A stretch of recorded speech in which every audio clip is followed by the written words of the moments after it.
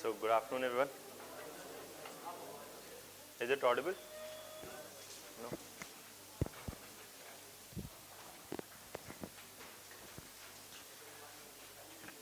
Now, where did we stop the last time?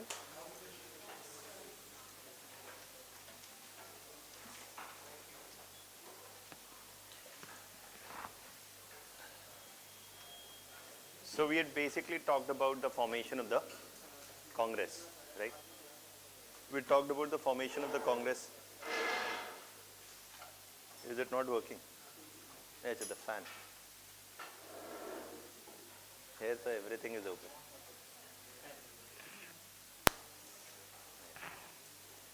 So the last time we were talking about the Congress, we talked about the formation of the Congress.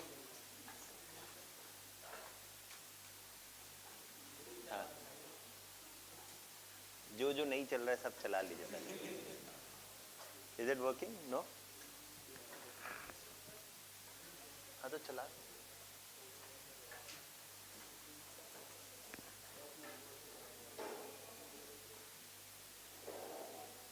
वो चल रहा है. Okay. So the last time we were talking about the formation of the Congress, we talked about the moderates and the extremists. We talked about that how during the early periods of the Congress, there was a debate about the ideology which should guide. Now, let me just clarify here.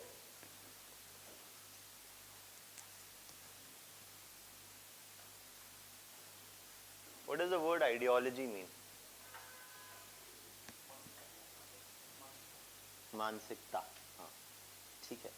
ये तो सोच हो गई, mentality हो गई, वो ideology नहीं हुई. Study of ideas. Okay. Anything else? Purpose. Okay. See, why I am emphasizing this word ideology is because we'll be using this again and again. And if you look at the original Bipin Chandra, the thick Bipin Chandra, there's a separate chapter, Ideology of the Indian Freedom Struggle. The word ideology basically is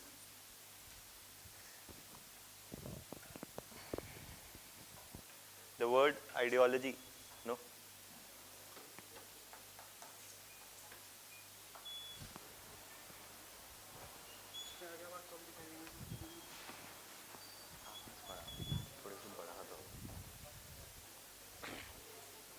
The word ideology basically signifies, okay? So the word ideology basically signifies two things. Two things. One is the objectives.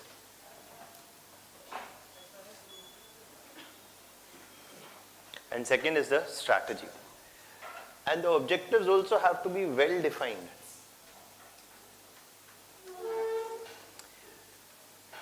Suppose we say that the objective is to attain the freedom, or objective is to attain freedom, then what does freedom mean?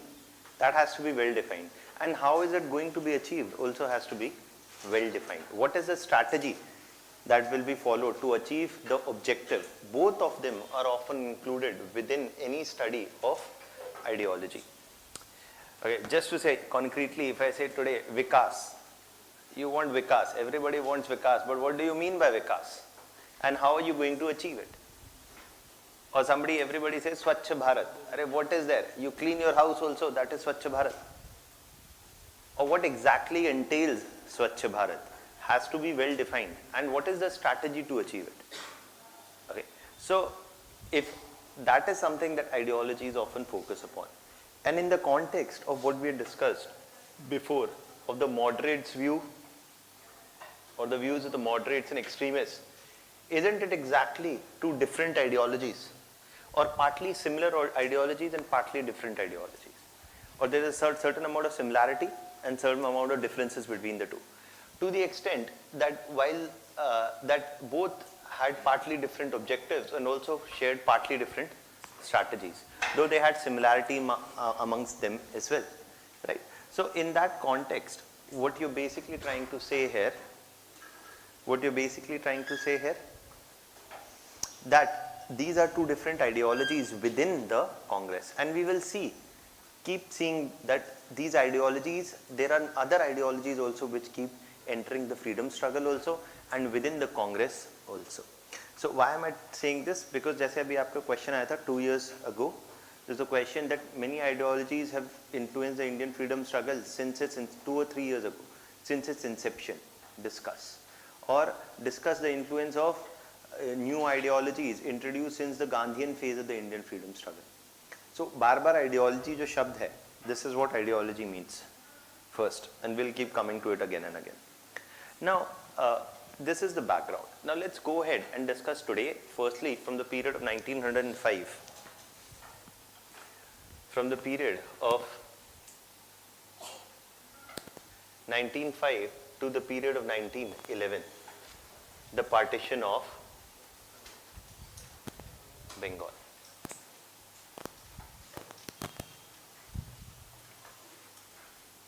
The partition of Bengal. Now, discussing the partition of Bengal and the events around it is important, and why we are discussing this is primarily because this became one of the immediate issues around which nationalist activity emerged in a major way during the 20th century. Okay. Now, the Congress had been formed 1885 onwards. We talked about this. We talked briefly about Tilak also, right? Moderate, extremists, all of this. Now, basically what we're going to do first is we'll write a timeline from 1903 to 1911. Okay. And from 1903 to 1911. Now, when we talk from the period of 1903 to 1911, the first thing to know is Curzon. Curzon in 1903, देखिए ऐसे ही होगा in the sense कि मैं जब आपसे discuss करूँगा, one way is that you discuss all governor generals in one line. No. When something of major significance is done by an individual, that is where we discuss it. So Curzon in 1903 is the Governor General or the Viceroy, and he is arguing that we need to divide Bengal. In 1903, Curzon, and you can write with me, there's not much, it is not very difficult to understand. Curzon in 1903 talked about the need to divide Bengal into two, given the or divide Bengal into two for the purpose of administrative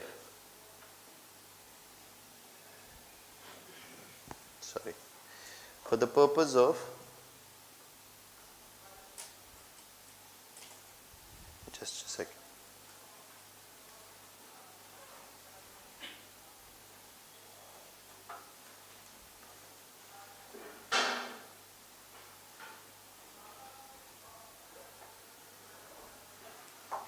For the purpose of administrative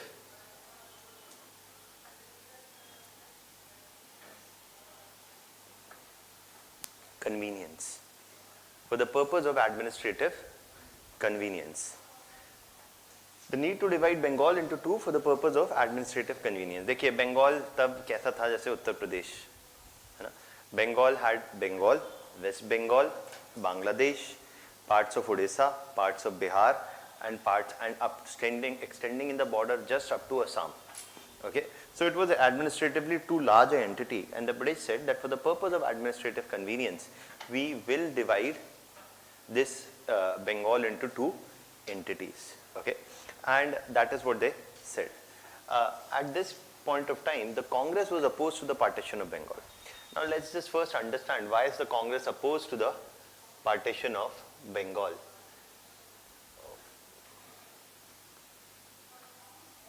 The Congress basically opposed the partition of Bengal primarily because it was the British had proposed to divide Bengal into a roughly east-west fashion. Like I'm not a geography guy, so my diagrams will be essay. But basically, they proposed to divide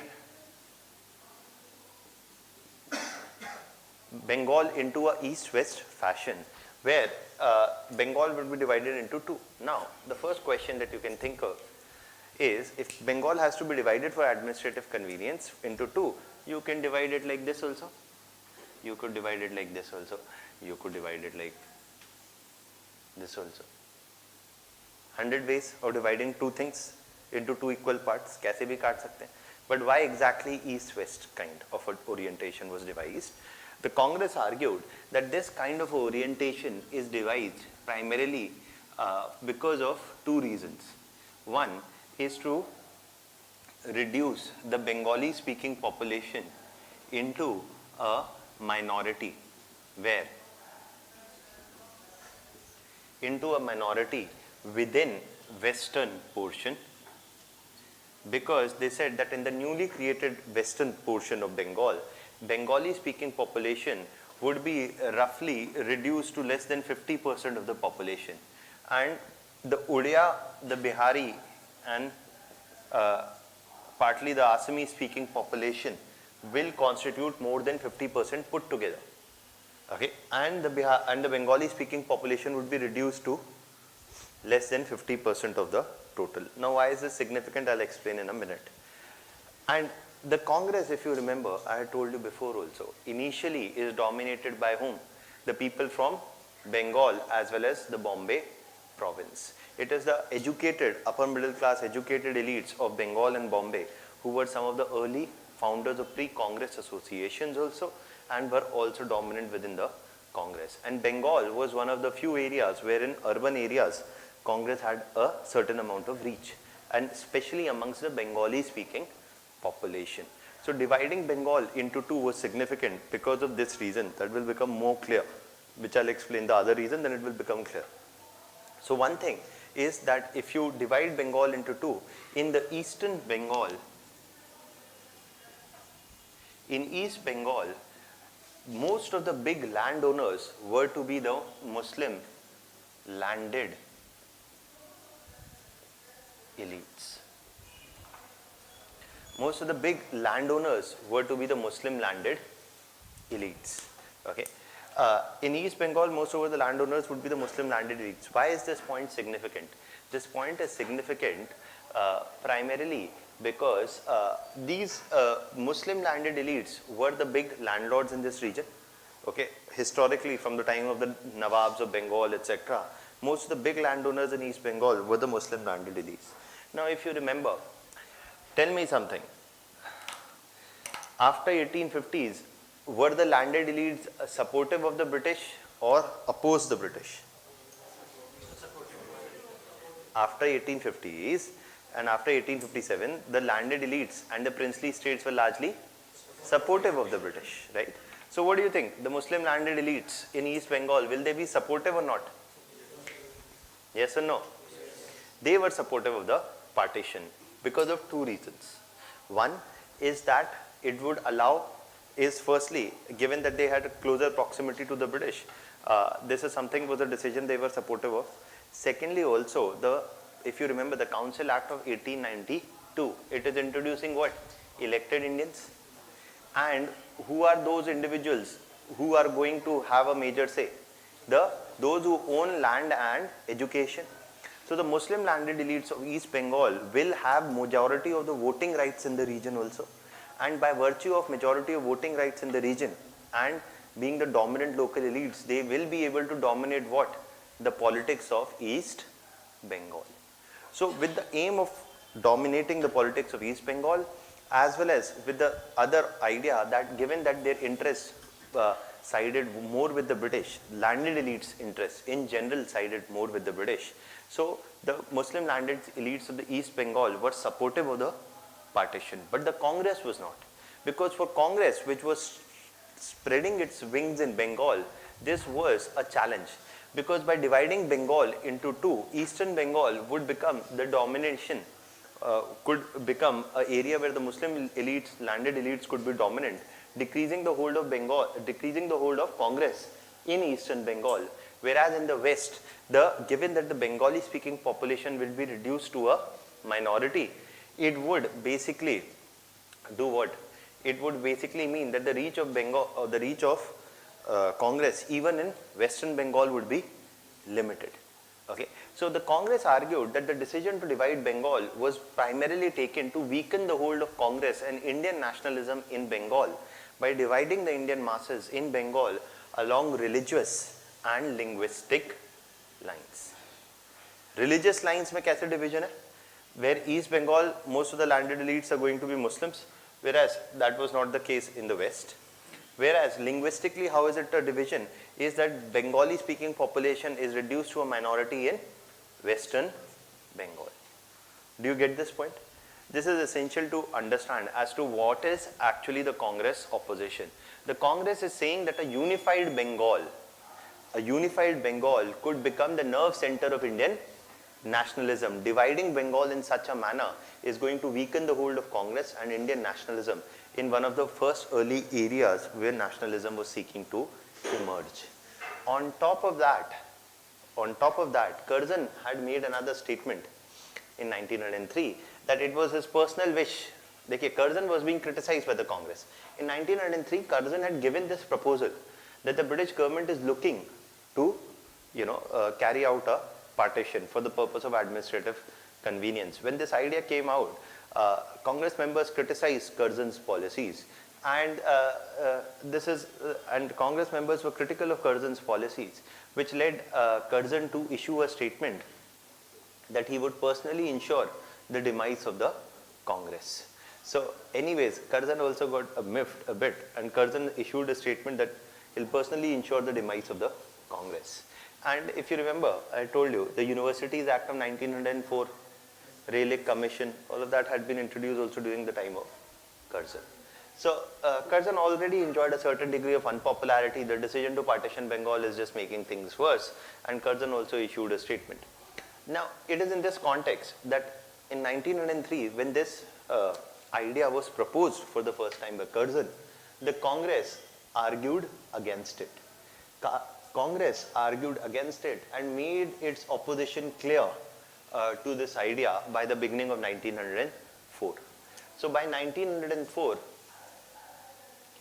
Congress basically, you can write, okay, is by 1904 that Congress voiced its opposition to partition of Congress voiced its opposition to the partition of what? Congress voiced its opposition to the partition of Bengal and argued that it represented a deliberate attempt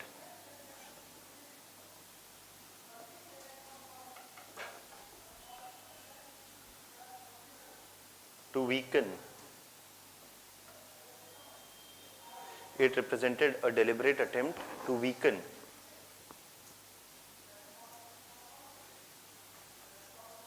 Bengali nationalism,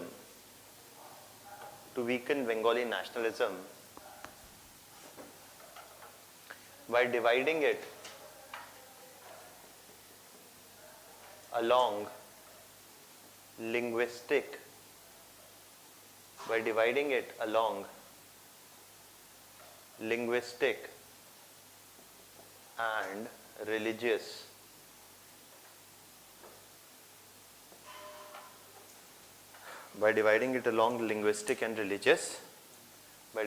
along linguistic and religious lines.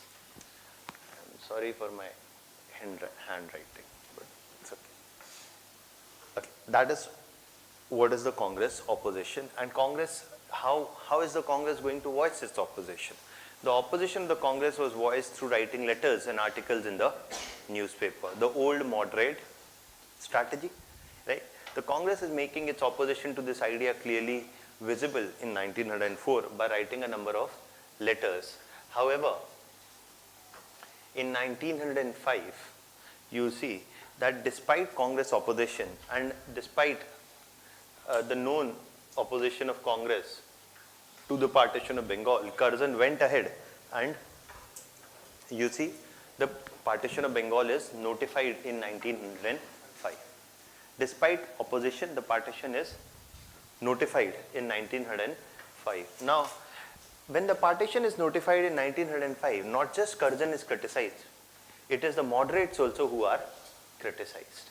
Moderates are criticized in 1905. Why? Because their opposition, their letter writing pratyogita had yielded little. Okay, or mainly writing to the letters to the British had not brought about any reversal in what?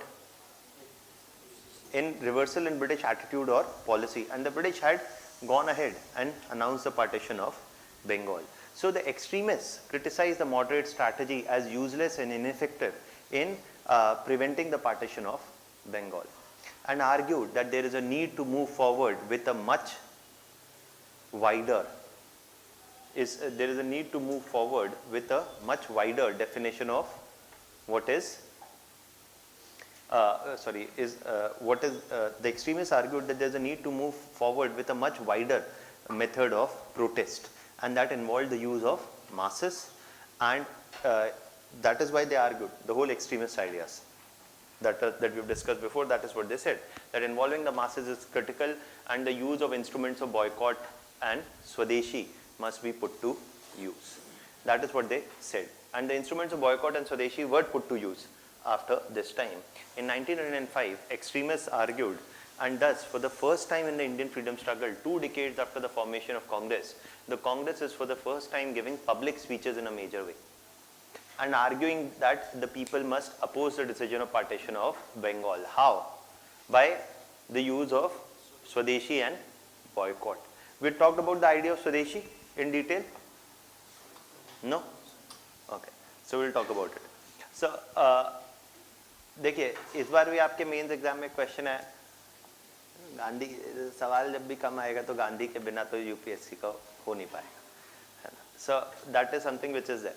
So the instrument of Swadeshi and boycott were put to use for the first time during the movement against partition of Bengal.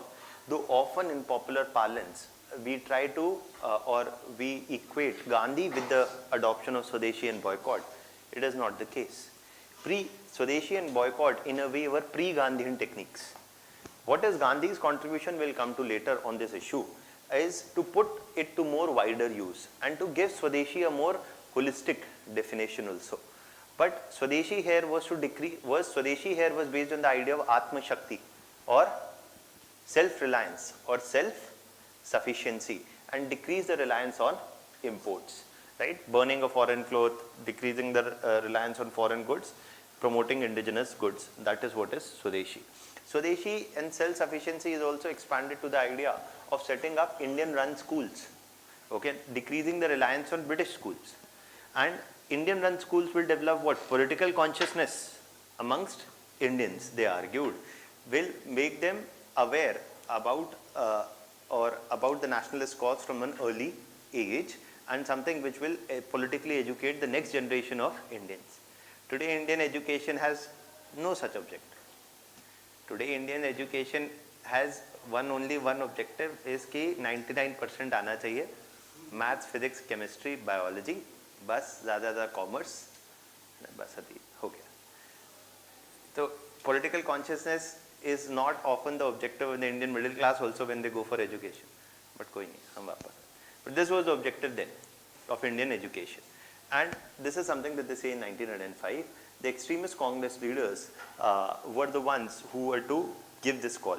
For the first time, Congress was giving speeches in which 25,000 people accumulated in Calcutta. This was Congress' first brush with talking to the masses or organizing the masses. Congress did door-to-door campaigns to involve the people and explain to them why the decision of partition of Bengal is a bad idea.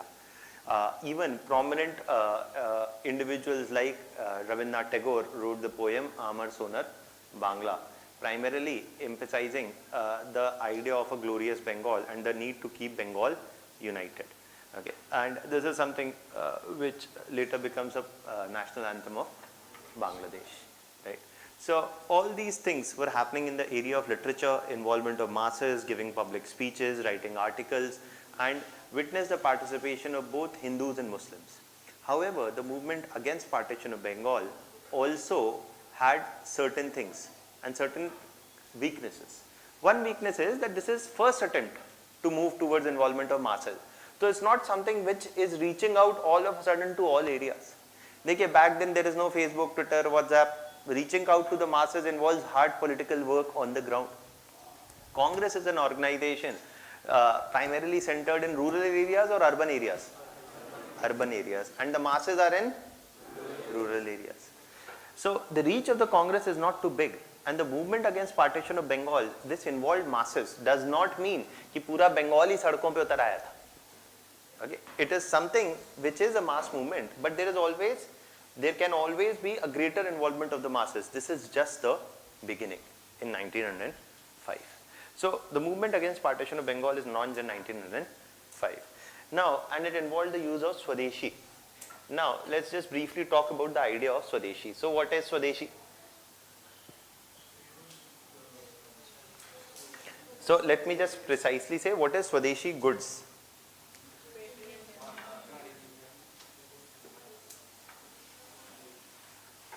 देखिए, what are Swadeshi goods? This is something that I'm explaining primarily with the intention that you can use these ideas elsewhere. Okay, and you will not find a very elaborate discussion on this in most of the history books that you read. And let's say, what is Gandhi's ideas on Swadeshi? This Swadeshi was something that was amply promoted by Gandhi. You said Khadi. Okay, what apart from Khadi? Indigo. अरे आज के time में बताइए, ये टाटा नमक देश का नमक, बाटा is a Canadian company. Okay, हाँ. So बाबा जी का products. You have Kajaria tiles, देश की मिट्टी, देश की company. Akshay Kumar tells you, देश की मिट्टी से बनी टाइल, कजरिया टाइल.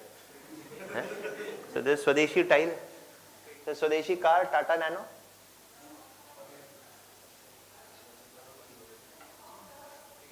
तो कोई और बना देगा. और कुछ स्वदेशी? हाँ, पीटर इंग्लैंड, somebody said, हाँ Peter England, Aditya Birla group. अच्छा, स्वदेशी SBI, स्वदेशी बैंक, ऐसा कुछ पेटीएम के पहले है? और बताइए. हाँ, एयर इंडिया, स्वदेशी एयरलाइन, स्वदेशी एयरलाइन ऑल्सो भी है.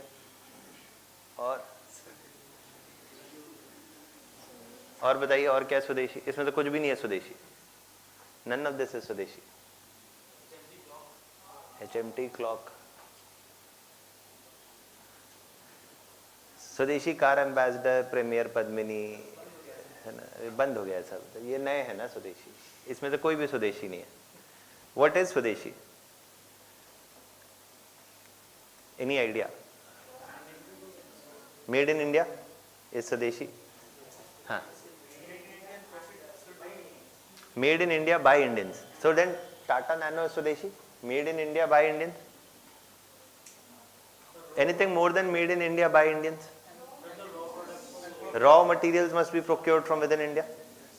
Made in India by Indians, raw material procured from within India. चलिए और कुछ जोड़ना चाहेंगे? Profit should also stay within India. Okay, made in India by Indians, profits procured, profits within India, raw material procured from India. Okay, और हाँ? Avoiding foreign goods.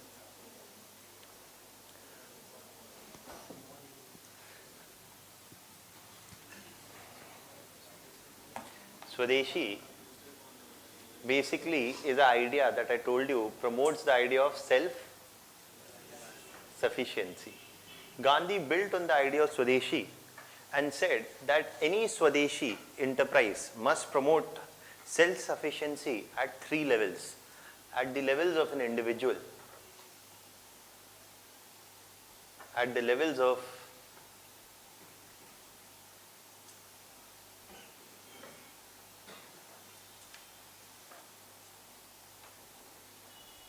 let's say state.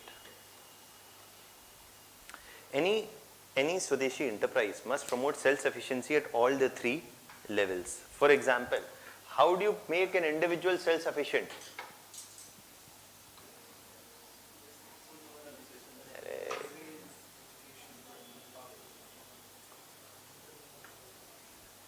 You make an individual self-sufficient by providing him what?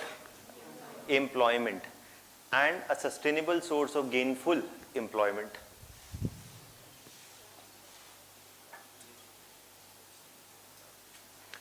Self-sufficiency, देखिए, for example, I'm just giving you an example. Suppose you set up an enterprise. Gandhi would argue that when you set up an enterprise, if it generates a good amount of employment opportunities for people, which will allow them to sustain their livelihood on a long-term basis, you are promoting self-sufficiency of the individual workers. This is something which a Swadeshi enterprise must do and would do. Now, every economic entity, whether it is a Tata Nano or a Kajaria type, is generating employment. That is why Gandhi argued that Gandhi never said Tata Steel is Swadeshi steel. There is a reason for this. Okay. When Tisco was set up, etc., Gandhi is not saying ये Swadeshi steel है, घर में अपना है. Okay. Why? Because certain industries and economic activities are capital intensive and generate less employment. And some economic activities are one which are more employment intensive. Let me give you a practical example. Gems and jewelry is something which is employment intensive. Handloom is something which is employment intensive. Okay. As compared to say power loom.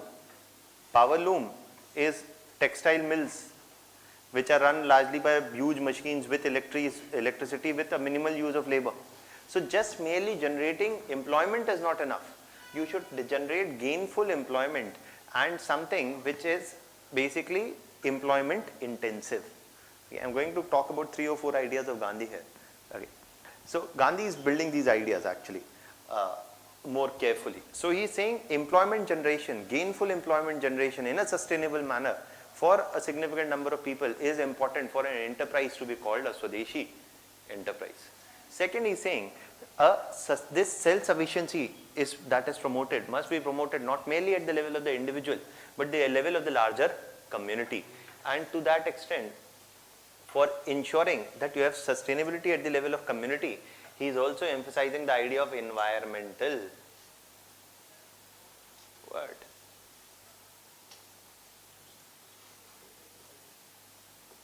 Why? Because, why environmental sustainability? Because suppose you set up an industry which is generating employment, but if it is causing too much environmental pollution, then what is going to happen? It is going to compromise the needs of, it is going to compromise the ability of the future generation to do what? Meet its own needs. You set up a polluting industry which pollutes the local area. Okay, say you set up a textile industry which uses dyes, etc., and releases the effluent in the water which pollutes the groundwater, harming the local farmer, harming the local community and hampering the community's ability to meet its needs on a sustainable long-term basis. That is not a Swadeshi enterprise. Then he is saying ultimately it must also promote self-sufficiency, not just at the level of individual, at the level of community, but also at the level of the wider state or nation. And this is what you say, decrease the reliance on what? Reliance शब्द use करना अच्छी चीज नहीं है आजकल. Decrease the dependence on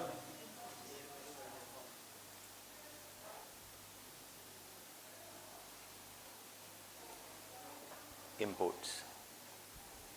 That is what is Swadeshi to Gandhi. It is not, and that is why you see Khadi is Swadeshi. It uses, firstly, Khadi is made by what? Use of manual labor through handlooms, etc. It is employment intensive. Secondly, it uses raw material which cause no major environmental pollution. It uses natural dyes. It does not use synthetic dyes. Okay. That is why khadi clothes are normally available in dull colors, not in very bright colors. Okay, because limited number of dyes, natural dyes are available. So khadi is something which is not environmentally polluting, is generating employment. It is dependent upon raw materials procured from within the country and also is promoting self-sufficiency at the level of nation. That is why Modi ji and Gandhi both promoted khadi. Because after Gandhi ji, anyways, it was only Modi. So that is the, so you see, that is something which is, what is Swadeshi. Now here also I am just briefly explaining to you another thing about Gandhi's viewpoint on technology. When Gandhi is talking about employment intensive thing, Gandhi is well aware that technology can lead to what? Displacement of labor. Technology can lead to displacement of labor is something that Gandhi was aware, and everybody's written this? नहीं? अच्छा, तो नहीं लिखा तो लिख लीजिए. I'm not going to dictate this. I'm just explaining this to you so that you get the broader context. Why I'm not dictating? क्योंकि फिर क्लास में बस यही होता रहेगा. ये क्लास में हम स्वदेशी में ही खत्म हो जाएगी. The other thing that Gandhi is voicing his views are on technology. Suppose you are writing an essay on science and technology. वहाँ पे आप गांधी के views on technology use कर सकते हैं. Okay. So Gandhi is saying that with technology, and if you introduce automation today, for example, or say technology can have two kinds of effect. It can do two kinds. There are two kinds of technology, Gandhi is saying. And one need not hold Gandhi's views on everything first and the final word, but you should know Gandhi's view. Okay? So Gandhi's view on technology is that there are two kinds of technologies. One is labor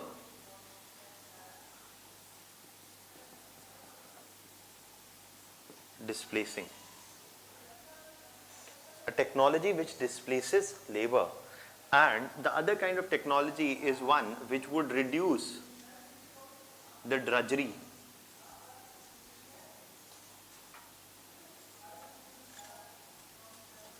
of labor. देखिए, suppose you introduce technology to do what? To introduce robots, okay, to do a work that could have easily done earlier by what? Individuals, and the intention is primarily to displace labor. Suppose you have Mr. Elon Musk. If Gandhi was to meet Elon Musk, Gandhi would not have been very happy. Apart from other reasons, on the fact that if he wants driverless cars, Gandhi is going to ask, अरे भाई क्या हो गया? कम पड़ गए लोग दुनिया में, कमी हो रही है लोगों की जो गाड़ी चला सके आपके लिए, इंडिया आ जाओ, बहुत है हमारे पास. So Gandhi would have asked this question: what is the need to introduce such a technology? Is it something which is introduced with the intention of displacing labor, or reducing the drudgery of the laborer, or reducing the difficulty of the laborer? If it is for displacing labor, Gandhi is saying that such technology which displaces labor does what?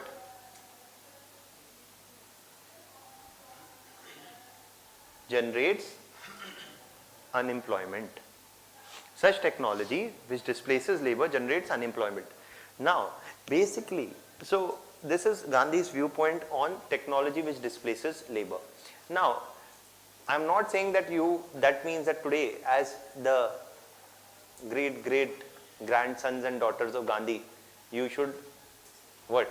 Say that all technology is bad, or technology which displaces labor is bad. But realize that automation or introduction of new technologies which may increase efficiency and decrease the reliance on labor may also produce another set of problem, and that is a rise in unemployment. And how do you deal with both the issues? It may produce efficiency, but it may also produce unemployment. And how do you deal with it? Gandhi is making you aware of the perils of too much introduction of technology, especially the one which displaces labor. But Gandhi is not blanketly against any and every technology.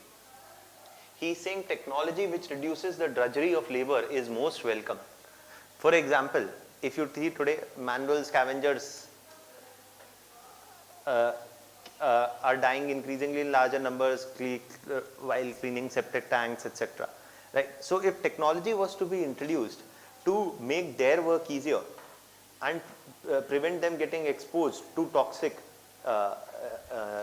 gases or influences and help them perform their work with ease, Gandhi would be supportive of it. So for example, Pradhan Mantri ji ne har ghar mein ek chulha diya, Ujjwala. So that is something that Gandhi would be supportive of, because it reduces indoor air pollution, reduces the drudgery of labor of the women who are supposed to primarily cook food and etc. So in that context, Gandhi is not opposed to technology, but he is arguing that to what end it is being put to use is going to be used to what? आपने ethics पढ़ लिया? End है ना?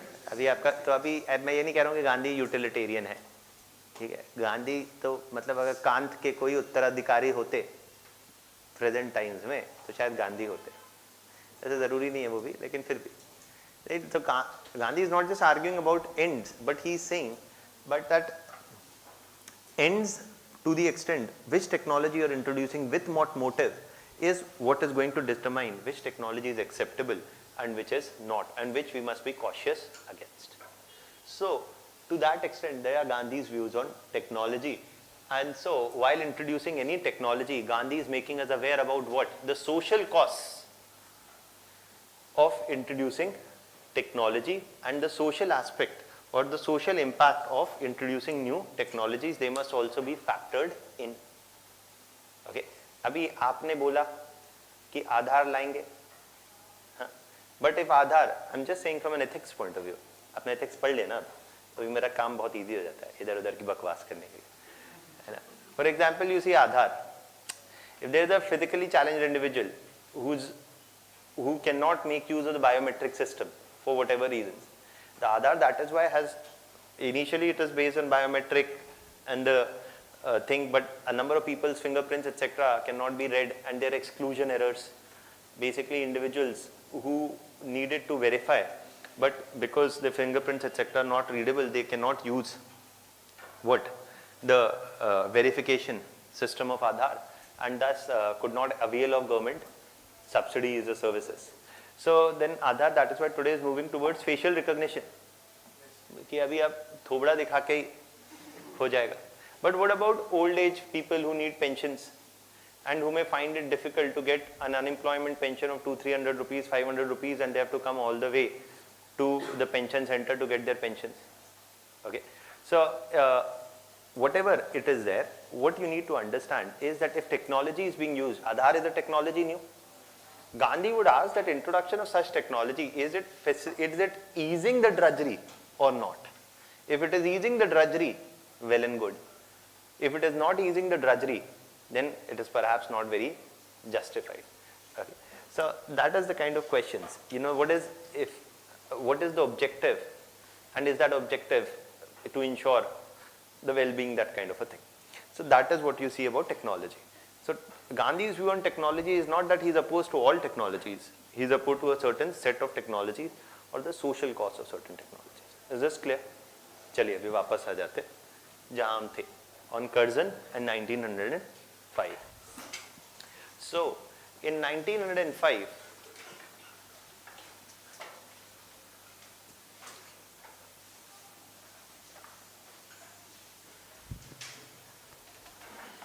despite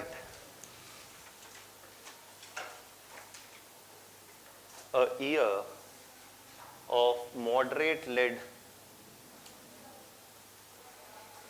protests, Curzon went ahead with partition of Bengal, which was, Curzon went ahead with what? With partition of Bengal.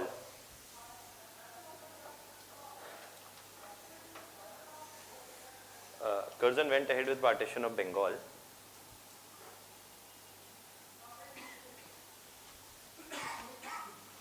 Curzon went ahead with partition of Bengal, and you see as Curzon went ahead with partition of Bengal, uh, what is happening is that the extremists criticized the leadership of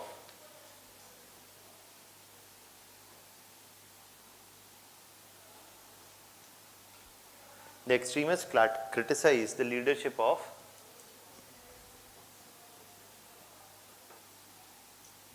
moderates as what? Weak and ineffective. So extremists are saying to moderates, आपसे नहीं हो पाएगा. Okay? So extremists are saying to moderates, आपसे नहीं हो पाएगा. Moderates are saying, तुमसे हो पाएगा तो कर लो. Okay? The extremists now led the movement against partition of Bengal by involving the masses. They had asked the question in the prelims examination that when was the instruments of boycott and Swadeshi used for the first time? One option was partition of Bengal and others were related to Champaran, Kheda, etc. And basically Gandhi, non-cooperation, these kind of other 2-3 options were there. What you need to know is the first time the Congress uses these instruments are during the movement against partition of Bengal by involving the masses through the use of boycott and Swadeshi.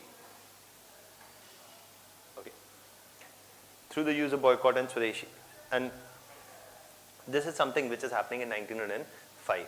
Now this goes on for a year.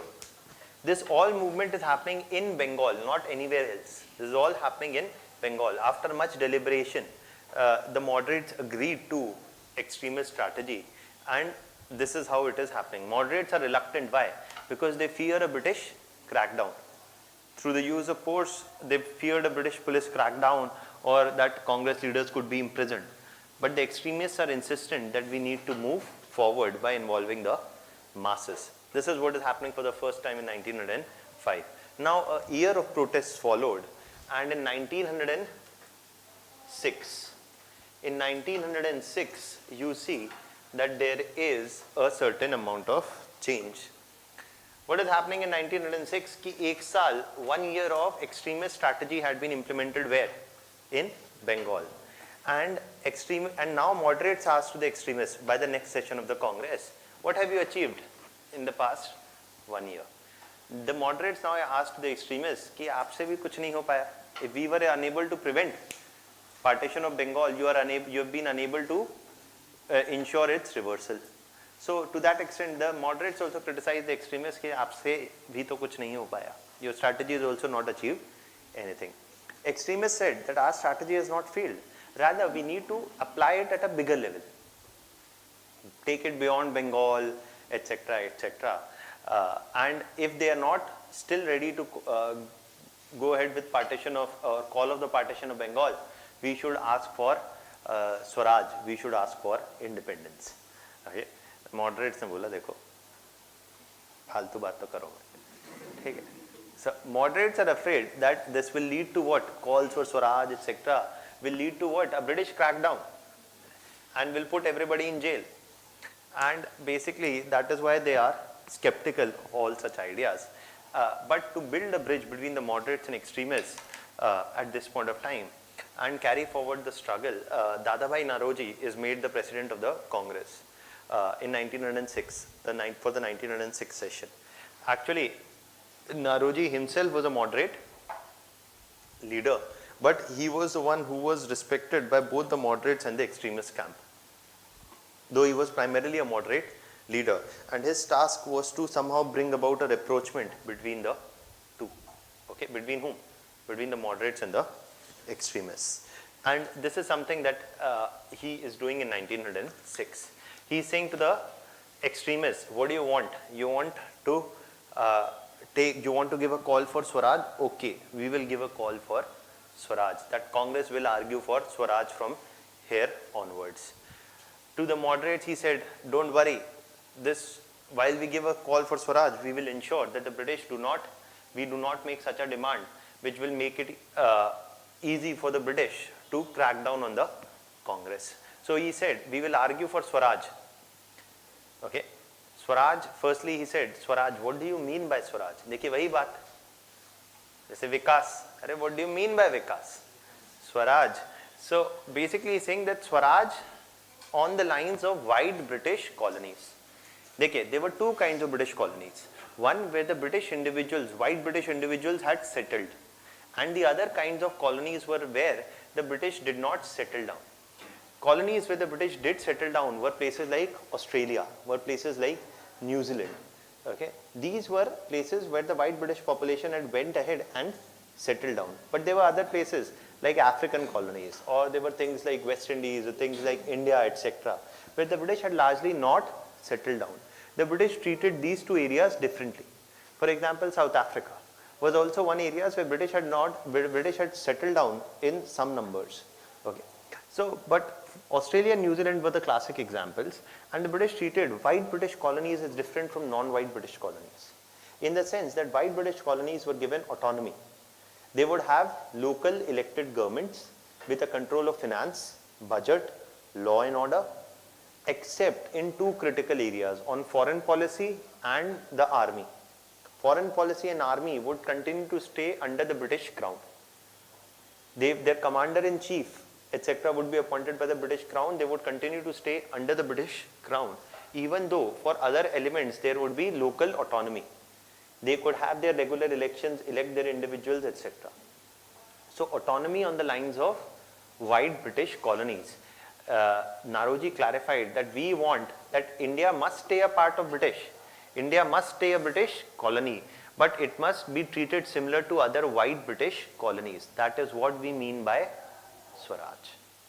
Swaraj here was not a call for complete independence for the British. You give a call for complete independence from the British, this will lead to sedition, right? And sedition will lead you into jail. And Gandhi and Congress wants to avoid jail, right?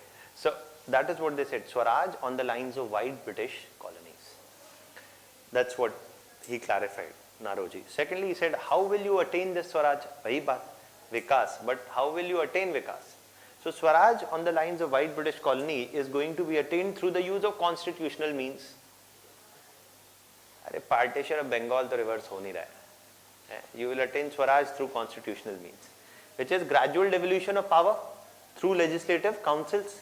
That is what they are saying. Swaraj by constitutional means, through the legal mechanism, through the constitutional means available. तभी हम बात करते हैं, आज बार बार ये बोलते हैं कि जो भी इशू है उसको constitutional means or within the limits of constitution can be resolved, isn't it? Yes or no? So that is something, that is what they meant by that Swaraj will be attained on the lines of white British colonies through the use of constitutional means. So this talk of constitutional means will keep whom happy? The moderates happy. And this talk of Swaraj, even though it is of a limited variety, will keep whom happy? Extremists happy. So दोनों की बात मान ली. He is trying to build a bridge between the two. But then the question was whether to extend the movement outside Bengal or not also. Extremists said, let's take it outside Bengal. Moderates said, no, it is the issue of Bengal. The protest must stay limited to Bengal. Naroji said that, okay, the movement will stay limited to Bengal. So you see that in 1906 they agree to this idea. The movement will stay limited to where? Bengal. 1906 ये बात हुई. ठीक है भाई, एक साल और कर लो. 1907, the movement is by 1907 a year had passed. Another year, एक साल के बाद एक और साल, right? So by 1907 another year had passed and the mass movement was restricted to Bengal. Nothing of significance was achieved. The British government had yet not called off the partition of Bengal. The British government had yet not called off the partition of Bengal. तो अभी क्या होगा फिर debate, Congress में बहुत बुद्धिजीवी है ना, तो बहुत बात कर रहे हैं, हर साल बात करते हैं, क्या करना है अब. सो एक्सट्रीमिस्ट आर सेइंग आपने हमारी बात मानी नहीं, that we should have taken the movement outside Bengal. Moderates are like, we have listened to you enough. 1905, 1906, we have listened to you enough. 2 years of your leadership has yielded nothing. They are saying you are not allowing us to lead. The moderate fellows are slowing us down.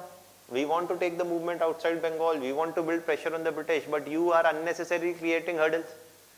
ये moderate जो है, ये पुरानी जो पीढ़ी की सोच है, ये नई पीढ़ी के साथ नहीं चल पा रही है. Extremists must part ways from the moderates. Moderates are slowing down the pace of the Indian freedom struggle. Moderates are like the extremists are on a suicide mission. That they want to do whatever. We do not want to have anything to do with them. Why? Because they will land themselves in trouble and we don't want to be in trouble. So moderates are saying, extremists, if you want to part ways, you can go ahead. Extremists are like, anyways the moderates are slowing us down. And the mass appeal is anyways of whom? The extremists. So we are good on our own. So let's part ways. In 1907, you see that there is difference. But the immediate cause also becomes the leadership that extremists wanted to take the movement outside Bengal and they wanted the appointment of whom? Tilak. They wanted the appointment of Tilak as the leader of the Congress for the 1907 session. But the moderates were keen on denying extremists the leadership and Tilak the presidency of the Congress. And to that extent, the moderates basically deliberately organized the next session in Surat. Now, according to the Congress rules, the province in which the session was held, the president of the Congress could not be from that session. So in 1906, for example, the session was held in Calcutta and Naroji was from Bombay. Okay, so the session was held in Bengal province and Naroji was from the Bombay province.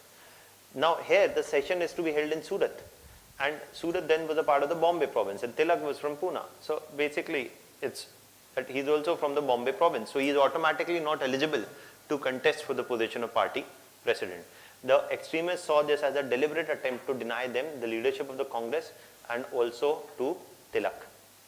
And to that extent, this is what eventually led to the split of the Congress. Now, ये क्यों important है आपसे prelims में सीधा सीधा पूछेंगे. Discuss the factors which led to the split of the Congress. Okay.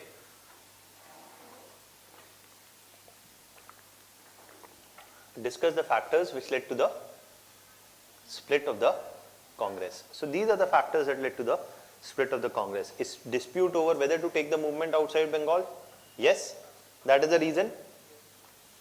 There are three reasons broadly. Dispute to take over the movement outside Bengal. The extremists wanted it, the moderates did not. Dispute over whether to extend the movement outside Bengal, that is one thing. Dispute over the presidency of Tilak. While the extremists wanted it, the moderates were not keen. And thirdly, the extremists felt that the moderates are slowing the freedom of struggle, slowing the pace of the freedom struggle, and the moderates are thinking that basically the extremists are going to land themselves into a difficult situation against the British, which they don't want to be a part of. तो इन सारी चीजों को चलते हुए क्या हुआ? Split of the Congress in 1907, the Surat split of the Congress. There is another reason. Let me just clarify that. And that is, in the beginning of 1907, before the Surat session, the British government had issued a statement. What was this statement? The statement said that the British government is looking at the demand of Indians for a further devolution of power. So Indians are demanding further devolution of power, things like Swaraj, etc. And since a long time, moderates had been demanding further devolution of power. So British government said it is willing to consider Indian demands for further devolution of power. So the extremists want to take the movement outside Bengal, but the moderates do not want to rock the boat with whom? British. They don't want to rock the boat with British or disturb the equation with British at a time when the British are promising further reforms. So the moderates were hopeful of further constitutional reforms, whereas the extremists wanted to take the movement outside Bengal. So ye ho gaya. These are the reasons which led to the split of the Congress in 1907. Now, any question that you want to ask till here? Anything you want to ask? देखिए, अभी before we write further, we've written till 1906, right? Before we write further, 1906 also had another set of people, those who supported what? The partition of Bengal were the Muslim landed elites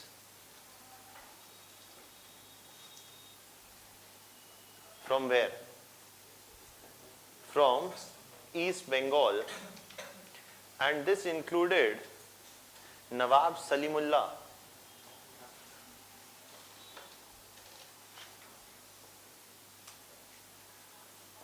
of Dhaka, Aga Khan,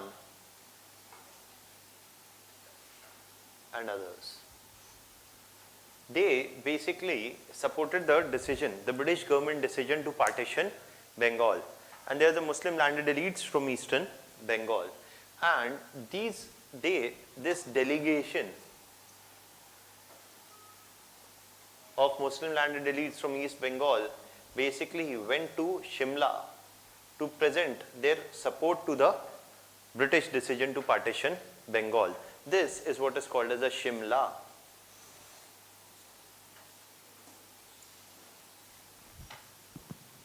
This is what is called as a Shimla deputation.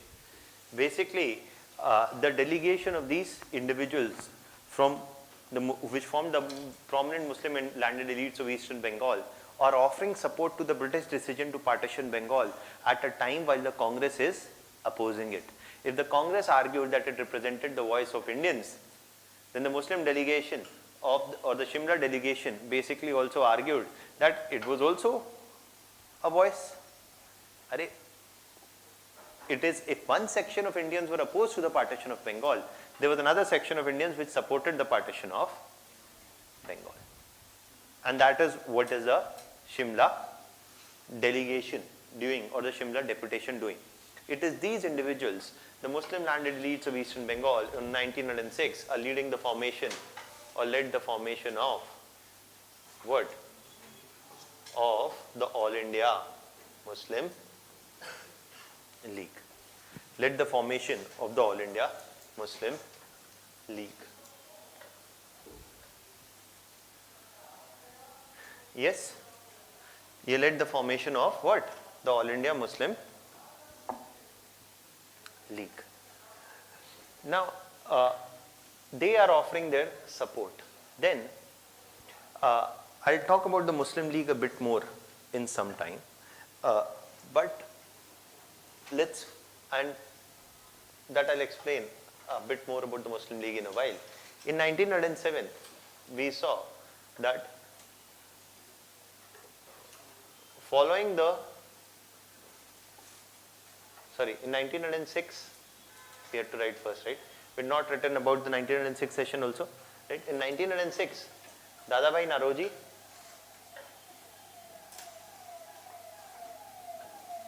was appointed as what? As the president. As the president to build bridges. To build bridges with whom? To build bridges with, or to build bridges between the moderates and extremists, and the Calcutta session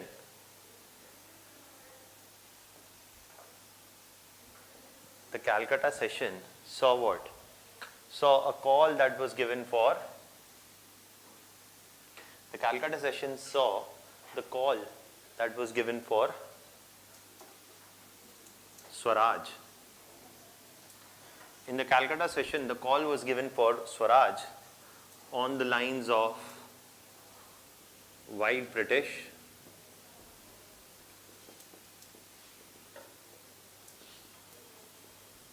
colonies, and B, through the use of constitutional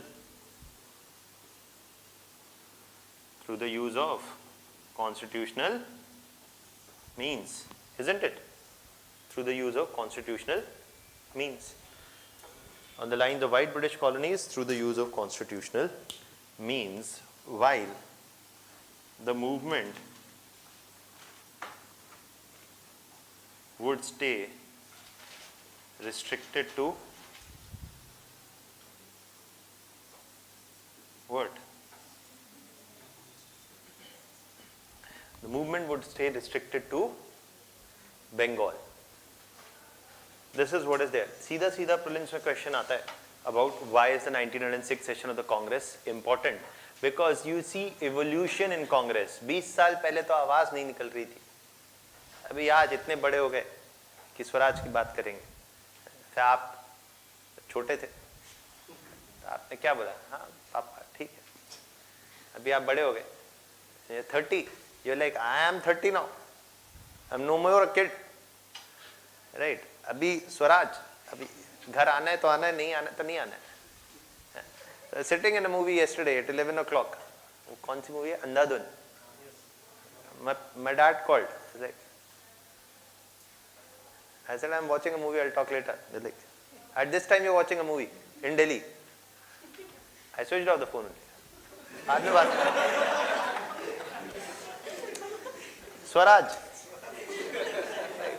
So, I'm not saying you should do it.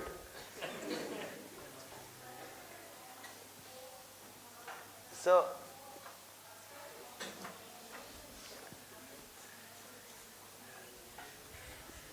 now,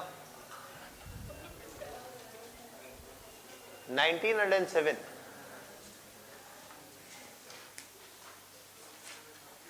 On a lighter note, I was trying to point out that the Congress is trying to build a more, or is actually trying to show a certain degree of maturity and a certain degree of evolution in terms of broadening the scope of its demands.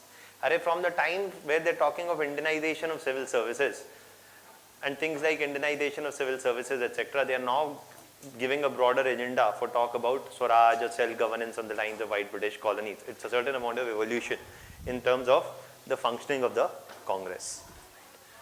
In 1907, following another year of protests,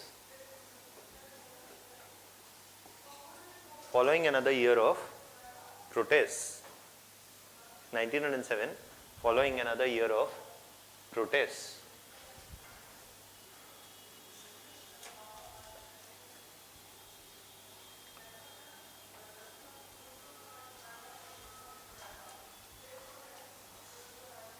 a dispute arose between the moderates and extremists, which eventually led to the split of what? Congress, due to A,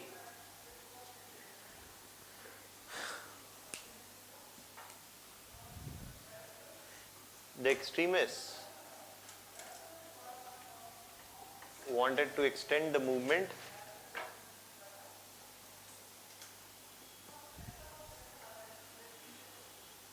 outside Bengal and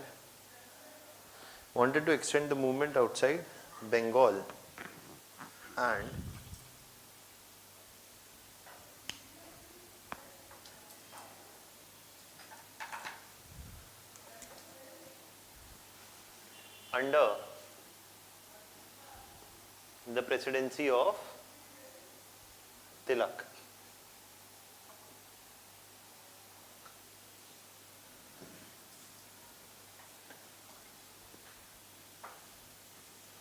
The moderates were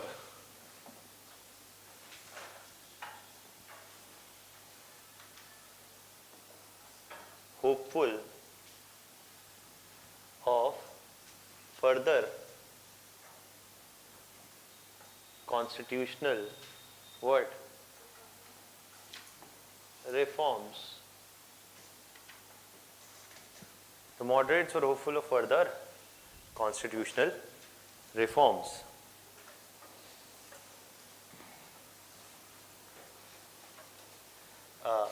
As promised by British.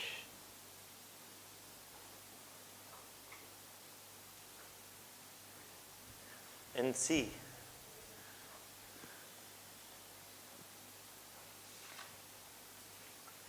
a deliberate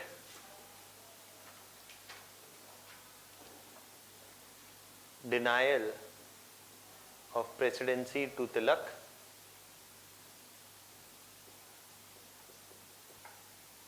by extremists, a deliberate denial of presidency to Tilak by moderates.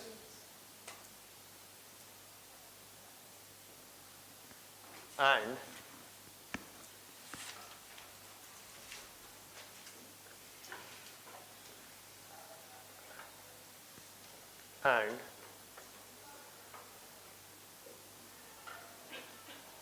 the extremist view that moderates slowed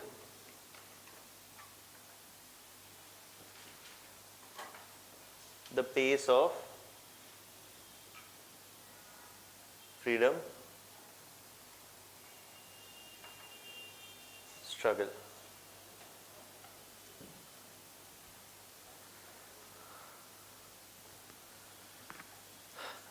That moderates slowed the pace of freedom struggle. Okay. This is what led to the split of the Congress in 1907. Now, going beyond this, in 1908, देखिए अभी तो split हो गया, अभी तो action चालू होगा, right? Now, following the split of the Congress, moderates are on their own and extremists are on their own. The immediate impact in 1907 is that top extremist leaders are cracked down upon. The extremists now wanted to take the movement outside Bengal.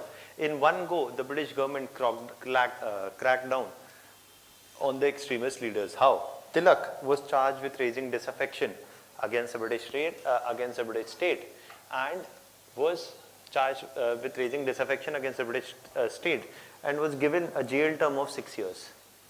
1908 to 1914, Tilak was in jail.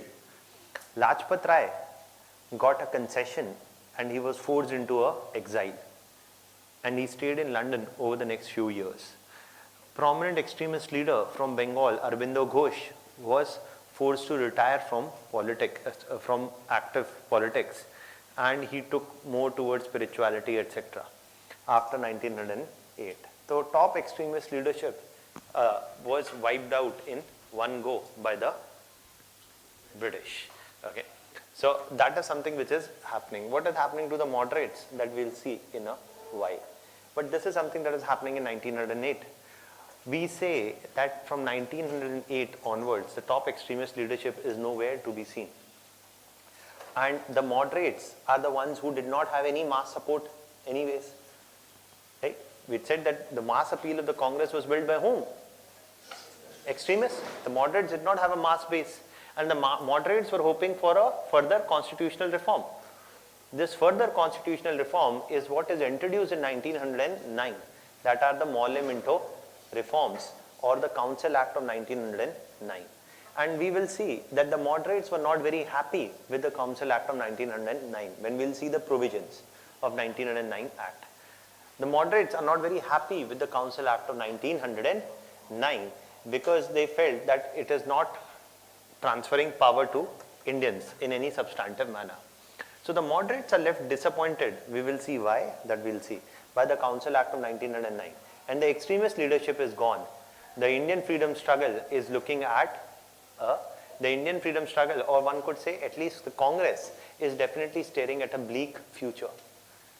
from 1908 to 1915, 14-15, the Congress was more or less a dormant institution. Extremist leaders with mass appeals were no longer there, and the moderates had been left dissatisfied with the proposed reforms. That is why we say that as a result of the Surat split of Congress, the Indian nationalism Indian nationalism and the growth of Indian nationalism, and primarily the Congress, received a major setback. That is something which is happening in 1907. Now, just a fun fact that Tilak's case in 1908, who represented Tilak in the 1908 case? Jinnah. Right? So Jinnah basically represented Tilak in the 1908 case, and Jinnah had joined the Congress. By this time, Jinnah had joined the Congress first, and later he is also joining the Muslim League. And after 1908, when he joins the Muslim League, he remains a member of Congress as well as the Muslim League till the 1920s. Okay, and what happens after that, that we'll discuss later. But that is the case, and that is there. And Jinnah had joined the Muslim League on the advice of the Congress and of leaders like Tilak. Jinnah himself, as I told you before also, was a prolific lawyer, and by 1920s, Jinnah was the highest paid lawyer in the country. Okay. So that is just as a briefer. Now, what about the Muslim League? Just briefly, Muslim League is formed by the landed elites from Eastern Bengal, and the landed elites of Eastern Bengal are what? Loyalists. They are professing loyalty to the British Crown, and the Shimla deputation had professed loyalty to the British Crown.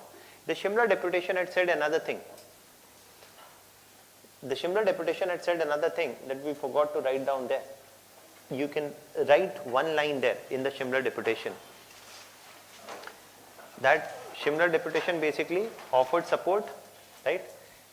Just एक चीज और जो आपको पता होना चाहिए, that it expected, the Shimla deputation expected, or it demanded that the British would repay this loyalty.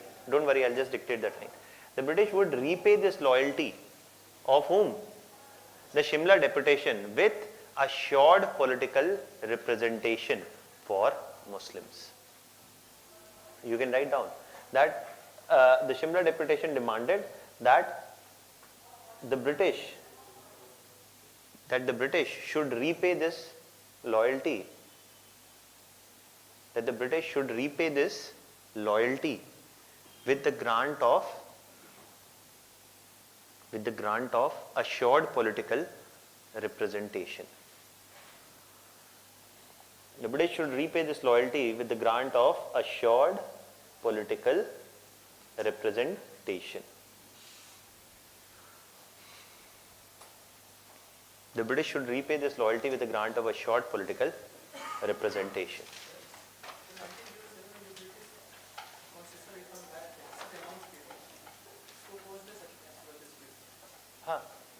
But 1907, when they are saying that we will bring about further devolution of power, and this is something that the moderates are hopeful of, this can also be termed as a cause for the Surat split, promoting the Surat split, you can say so. So that is that. Now, what you see is that why is the Muslim League loyalist to the British? Why are the Muslim League loyalists to the British?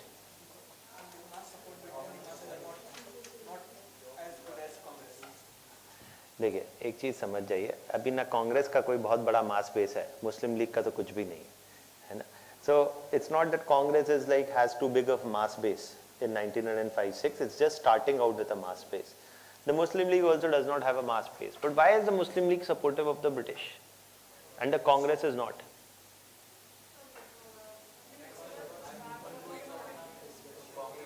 उनको एक अपना special area,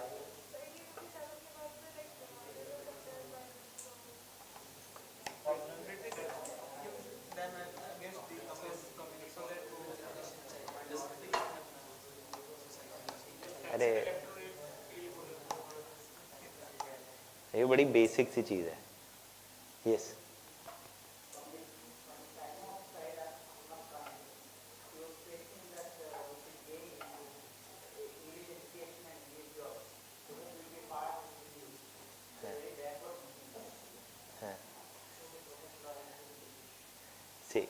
What you're saying is that Sayyid Ahmad Khan argued that the whole loyalist outlook makes sense for Muslims because that would grant them access to education and jobs, which is true. But Sayyid Ahmad Khan is not the ideological founder of the Muslim League. Who are promoting loyalty to the British Muslim? Why is the Muslim League loyal to the British? Is because of the reason that I told you already, that they are landed elites. The class composition of who is forming the Muslim League, it really doesn't matter that whether it is Muslim League or any league, the landed elites dominating any league will support the British. The princely states also always supported the British, and the landed elites from Eastern Bengal who are Muslims also have a larger objective to be achieved by supporting the British. That is why they wanted assured political representation. Remember, Sayyid Ahmad Khan never talked about assured political representation.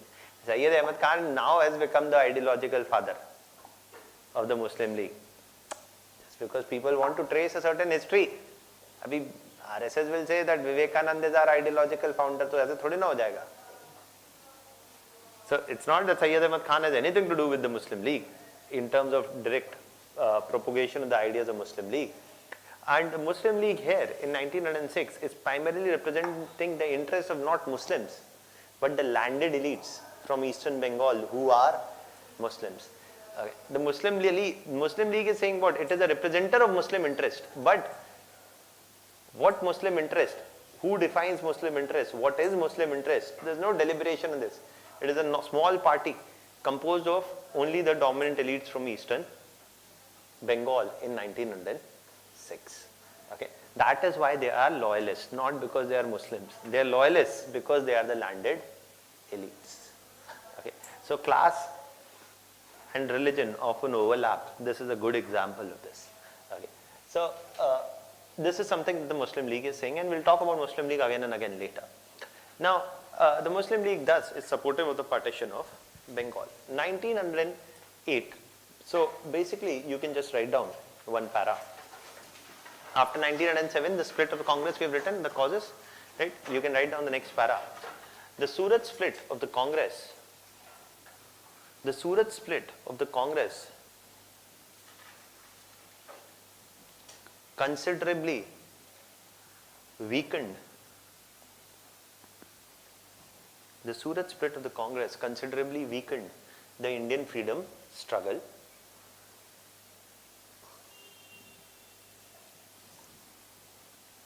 Considerably weakened the Indian freedom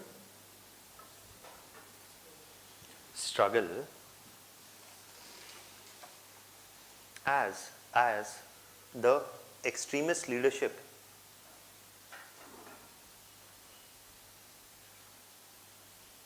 was suppressed, as the extremist leadership was suppressed. For example, as the extremist leadership was suppressed, for example, Tilak was jailed for 6 years. Tilak was jailed for 6 years from 1908 to 14. Aurobindo Ghosh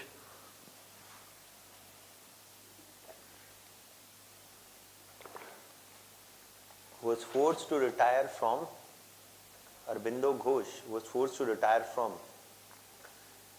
active politics.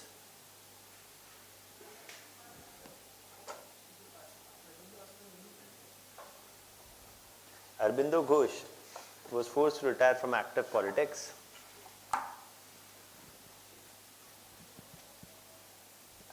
and Lajpat Rai was forced into an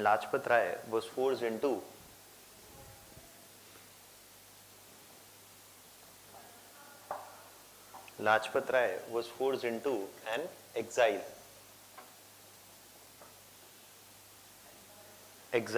देश निकाला हो गया लाजपत राय जी का, London चले गए वो।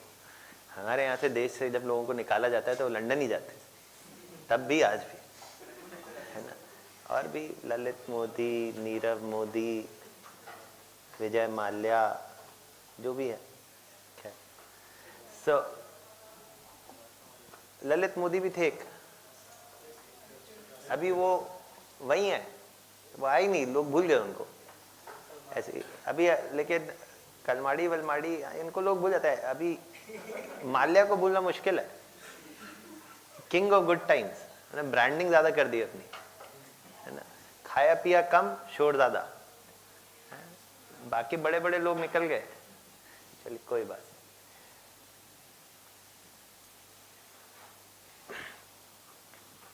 This weakened the Indian nationalism as the top extremist leadership was suppressed.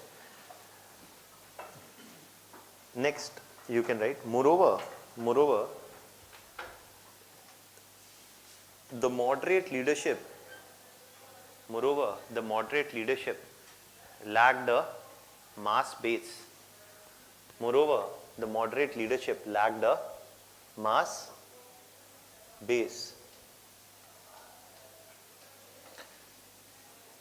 And moderate leadership lacked the mass base and was left disappointed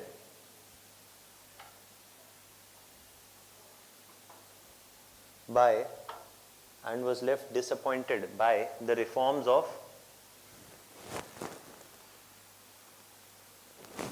and was left disappointed by the reforms of 1900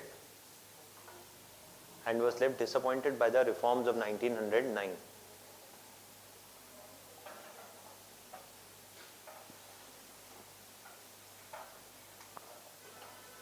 A revival of Congress activity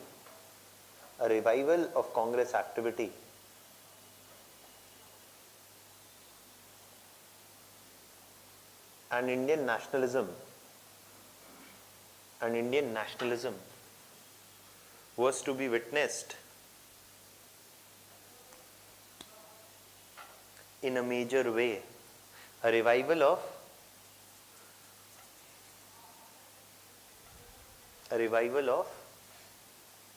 Congress and nationalist activity was to be witnessed only after 1914.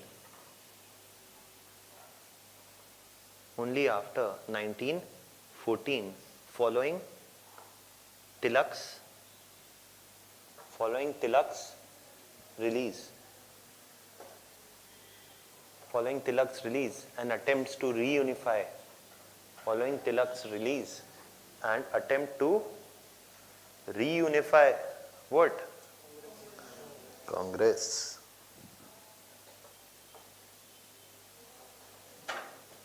ठीक है, अब ये हो गया। अभी हम दूसरी चीज की बात करेंगे, दैट इज मिलिटेंट नेशनलिज्म। देखिए, extremist leadership had a following amongst the youth. अब एक्सट्रीमिस्ट लीडर्स तो है नहीं, and moderates do not have any interest in involving the youth also, and the youth also do not have much interest in moderates. So the youth are left largely leaderless, and the British government is cracking down through lathi charges etc. on public protests. So now the youth take to what? अभी youth क्या करेगी? The youth will take to militant nationalism. देखिए, arms उठाने का काम youth ही का है।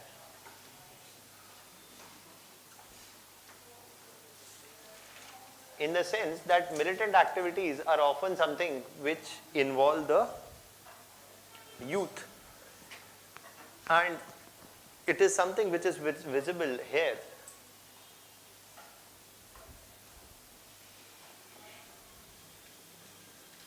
From 1908 to 1911.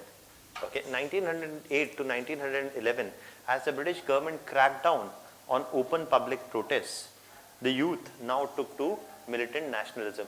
The objective of militant nationalism was to assassinate unpopular British officials and to strike terror in the minds of British rulers and force them to withdraw from the region or to call off partition of Bengal. You know, all of these things were there. Prominent organizations of militant nationalism, these factual things are important from your prelims point of view, were organizations like Yugantar. Yugantar was started by Barendra Kumar Ghosh Barindra Kumar Ghosh is the younger brother of whom? Aurobindo Ghosh. Barindra Kumar Ghosh was the younger brother of Aurobindo Ghosh. And Yugantar was a relatively extremist organization and primarily centered in Bengal. Ghosh hai to Bengali hai. So primarily centered in Bengal. And Yugantar also took out a newspaper or a journal. The journal basically, what was the name of the journal?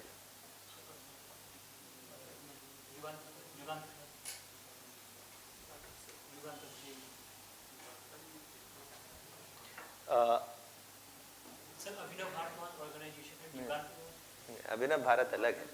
V.D. Savarkar, Abhinav Bharat is centered primarily in Pune and the Bombay region. So that is another thing. Okay, I'll just tell you the name in a while. मेरे को आ जाएगा दिमाग में थोड़ी देर में. Barindra Kumar Ghosh basically was associated with the Yugantar, and basically it was this organization which was held responsible for a major thing, that is the Alipur bombing case. 1907, there is a major case, that is the Alipur bombing case. And this Alipur bombing case, basically the attempt was to assassinate the district magistrate in Muzaffarpur, which was then a part of Bengal, and the attempt was to assassinate the district magistrate. Now, here, and following this Alipur bombing case, the British did a investigation to crack down on those who were held responsible, and basically where this conspiracy was hatched, and it was soon found that it was in the house of Barindra Kumar Ghosh, Aurobindo Ghosh's brother, that this whole conspiracy was hatched. Barindra Kumar Ghosh was imprisoned.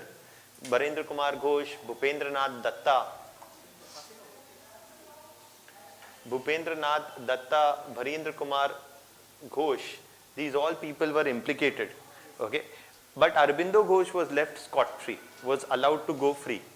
Okay, for the absence of clear evidence, Aurobindo Ghosh was let off, but with the condition that he would stay away from all political activity. So Aurobindo Ghosh stays away from political activity.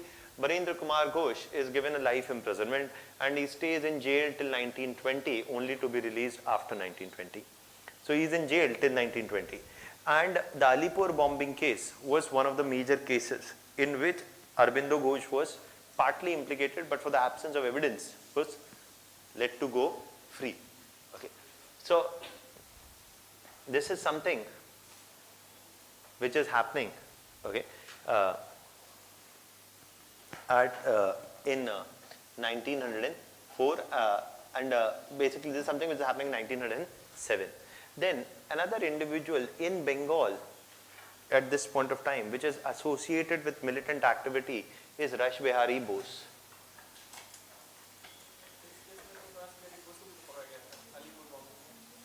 What?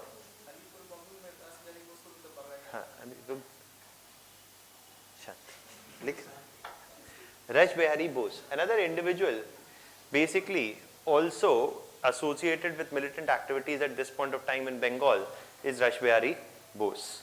Now, Bose is also associated with a lot of these events, and ultimately Bose is also implicated in another event, and that is the Delhi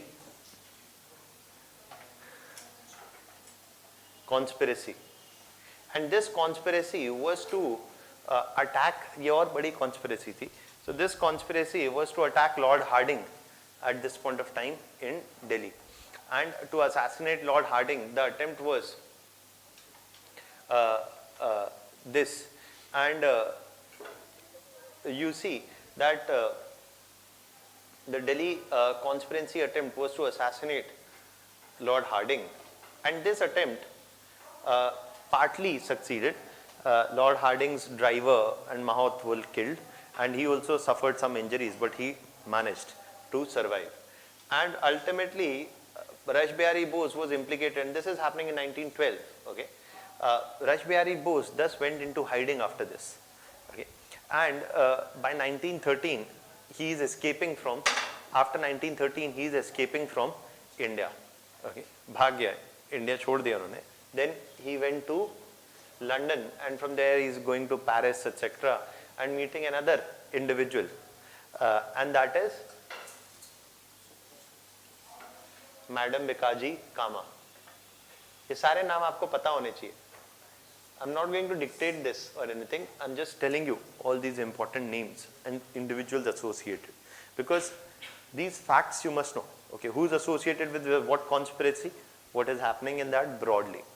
Now he goes to Paris to meet Bikaji Kama, and Bikaji Kama was Bikaji Kama was also a member of another organization that somebody is taking the name of, that is Abhinav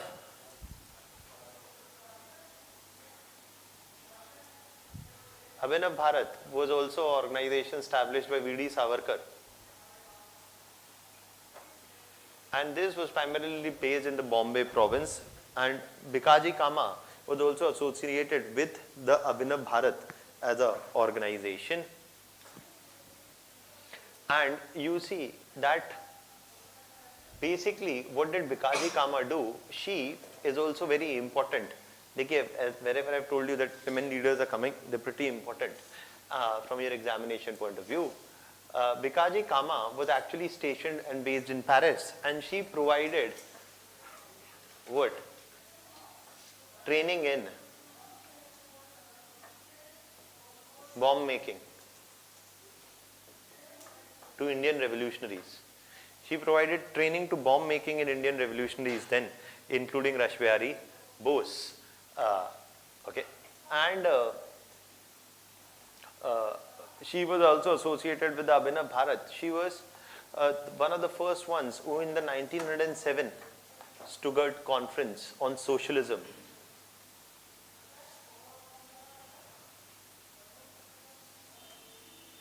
STUGGART, Stuttgart Conference, that was called in Germany on socialism.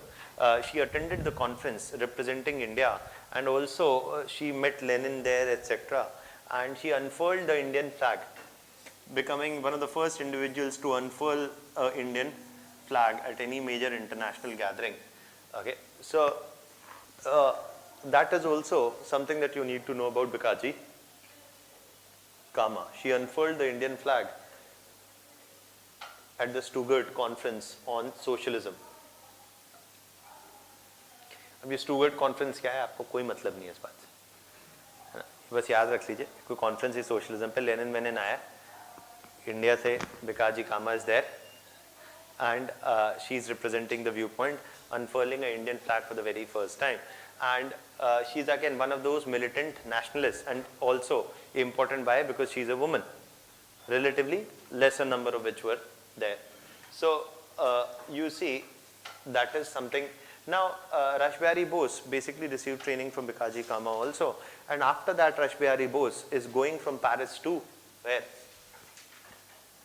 Bose then went from Paris to Japan. Bose went from Paris to Japan and stayed in Japan till the 1940s. Up till his eventual death, he stayed in Japan. And in the 1940s, when Subhash Chandra Bose is going there, and the INA was conceived even before Bose, he's providing support to the formation of INA by acting as a link with the Japanese government there. So he also supported the formation of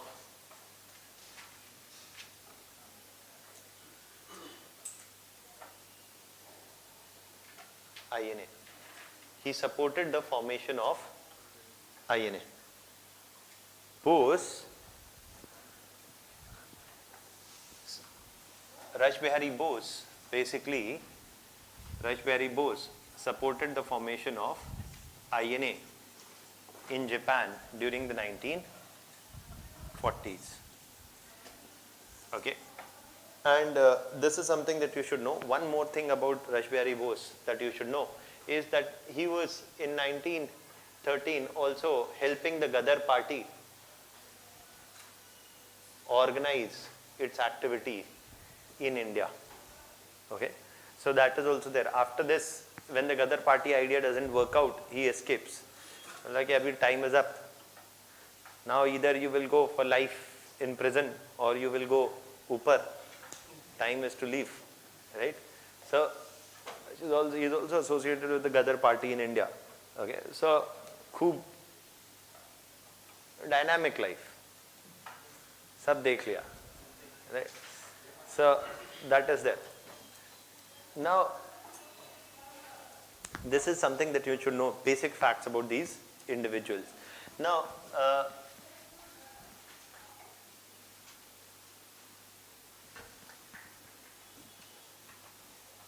okay, so this is happening from 1908 to 1911. A number of these militant activities are happening in Bengal and beyond Bengal also. Now, I'll tell you about the 1909 Act in a bit, but what I'm more interested in firstly telling you is that in 1911, what is happening? In 1911, the partition of Bengal is called off. Okay? But why was the partition of Bengal called off, etc., that we will write and discuss in a minute. But firstly, you write down just a brief on all this militant activity. 1908 to 1911.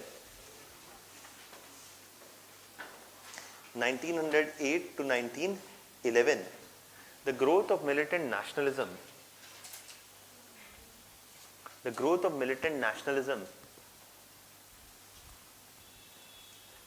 primarily involving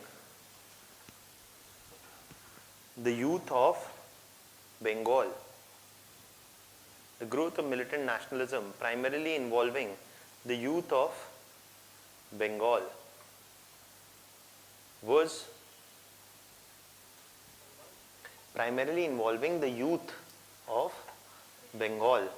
was witnessed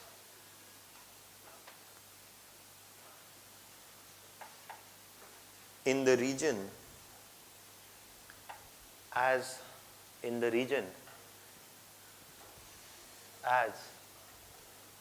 they aim to assassinate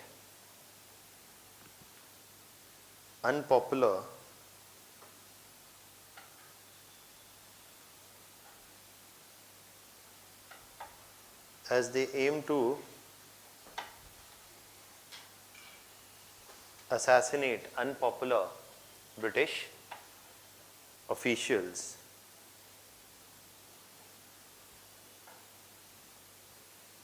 This led to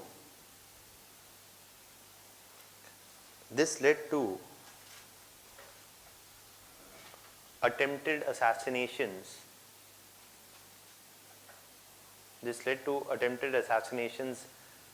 Like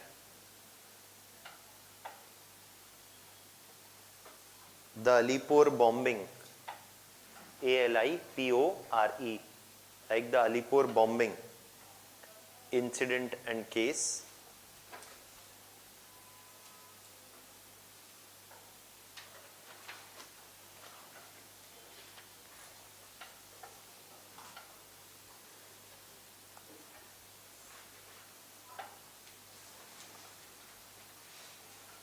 Like the Alipore bombing incident in case of 1907.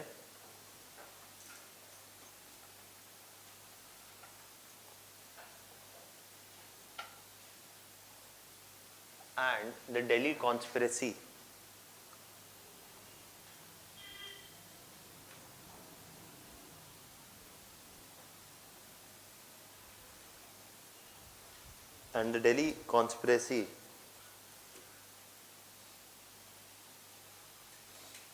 Case of 1912. Organizations like the Anushulan Samiti,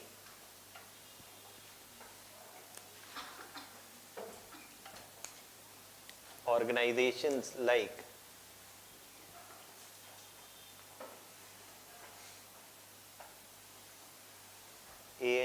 SHILAN, Samiti.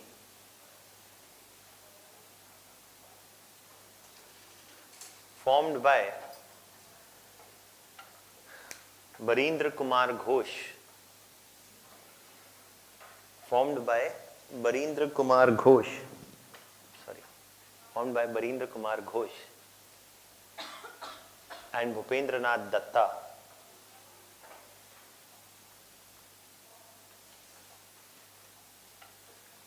And newspapers like Yugantar. Yugantar is actually the newspaper. I was confused. So and newspapers like Yugantar spread revolutionary ideas amongst. And newspapers like Yugantar spread revolutionary ideas amongst whom? The youth.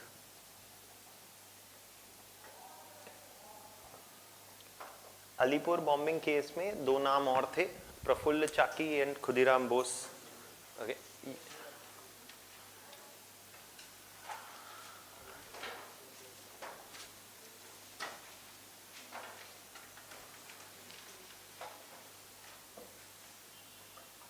these two were also associated with the Alipur bombing case. Okay. Now, देखिए, next thing is, I'll talk about Maulle Minto reforms in a minute. But 1911, the partition of Bengal was called off by the British. What can be the reasons why you think that the partition of Bengal was called off? Militant nationalism, अंग्रेज डर गए. ये Alipur bombing case में कोई मरा वरा नहीं था. ये प्रफुल्ल चाकी, Khudiram Bose, these people only died.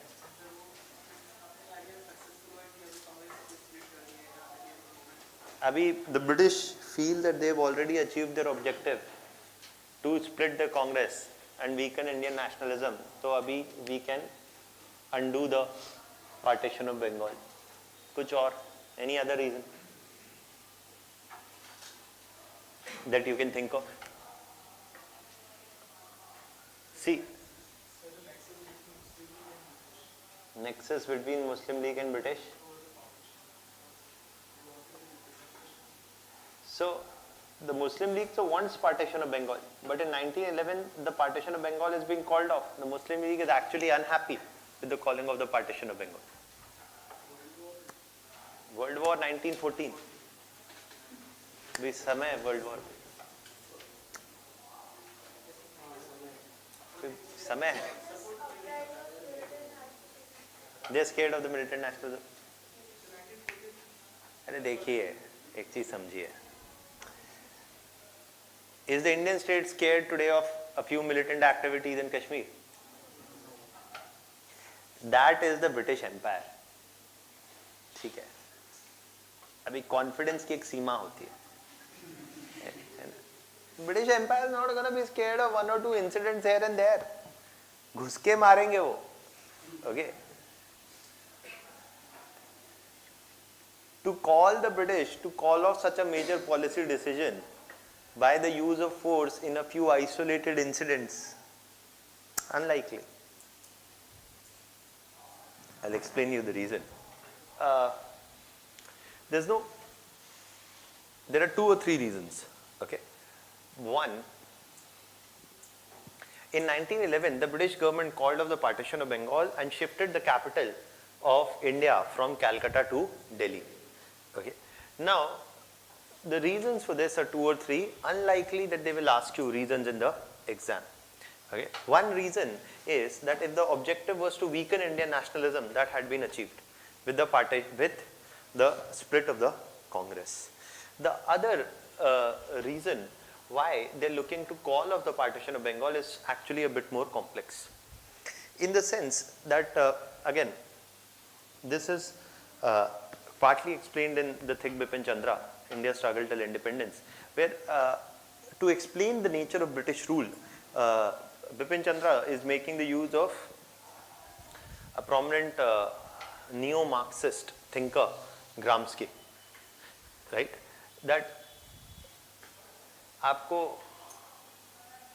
not going to dictate this, but I'm just broadly explaining you the idea of what is Gramsci trying to say.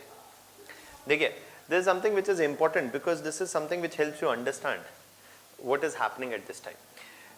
Gramsci says that any ruler, चाहे वो Democrat हो, चाहे वो डिक्टेटर हो, चाहे वो Democrat हो, dictator हो, मिलिट्री रूलर हो, किंग हो, monarch, whoever it is, whether it's a monarchy or a dictatorship or a democracy, Gramsci is saying that any ruler and every ruler rules primarily through two mechanisms, and both the mechanisms, not through one but through both. One is the use of force, and the other is through the through the use of force, and the other it rules by consent. ये consent आजकल important term है, but primarily through the use of force as well as through the use of consent of whom? The subject class. He says every ruler makes use of both. What may differ is that some rulers may rule more by consent and less by force, but there is no ruler who does not use force, and there is no ruler who does not use consent. Both are used. Okay. And where is this need of a consent? Gramsci is of the opinion that a ruling class, Gramsci says that a ruling class can never rule merely with the use of force. He is saying however strong a ruler may be, however authoritarian or dictatorial a ruler may be, he cannot rule merely with the use of force. Why? देखिए बड़ी simple सी बात है. The armed forces can be out on the streets to tackle a crowd of 5,000, 10,000 or maybe 20,000 or maybe 50,000. But if 2 lakh people are out on the street, then no armed force in the world can. अभी फिर आपको nuclear bomb ही फेंकना पड़ेगा, okay? या tank वैंक चलाना पड़ेगा, and then also it will be difficult. If you have 2 lakh people out on the streets, there's something that has happened in India before. The JP movement, Jayaprakash movement saw lakhs of individuals, primarily the youth, out on the streets. And in that context, you are left with what? A situation that when either you will have to use heavy force or you will have to give in the demands. Okay? If you make use of heavy force, there is always a danger. The more force you use, the more counter response may also be increasingly violent. More importantly, even using the army in such a situation is a very tricky affair, because the army may also refuse to obey the orders of whom? Their rulers, and may actually say that we refuse to obey the order and may bring about a coup, etc. So these are risky affairs, and that is why strong rulers often try to avoid a situation where they have to face a mass protest, irrespective of whoever they are, whether they are elected or unelected rulers. They often, to avoid the use of force very frequently and to prevent a large scale uprising, they do what? They try to rule by consent. They try to rule by consent because rulers want to avoid the use of force. They only want to avoid it. They are not something that कि हम नहीं करेंगे. Okay? They try to avoid. Why?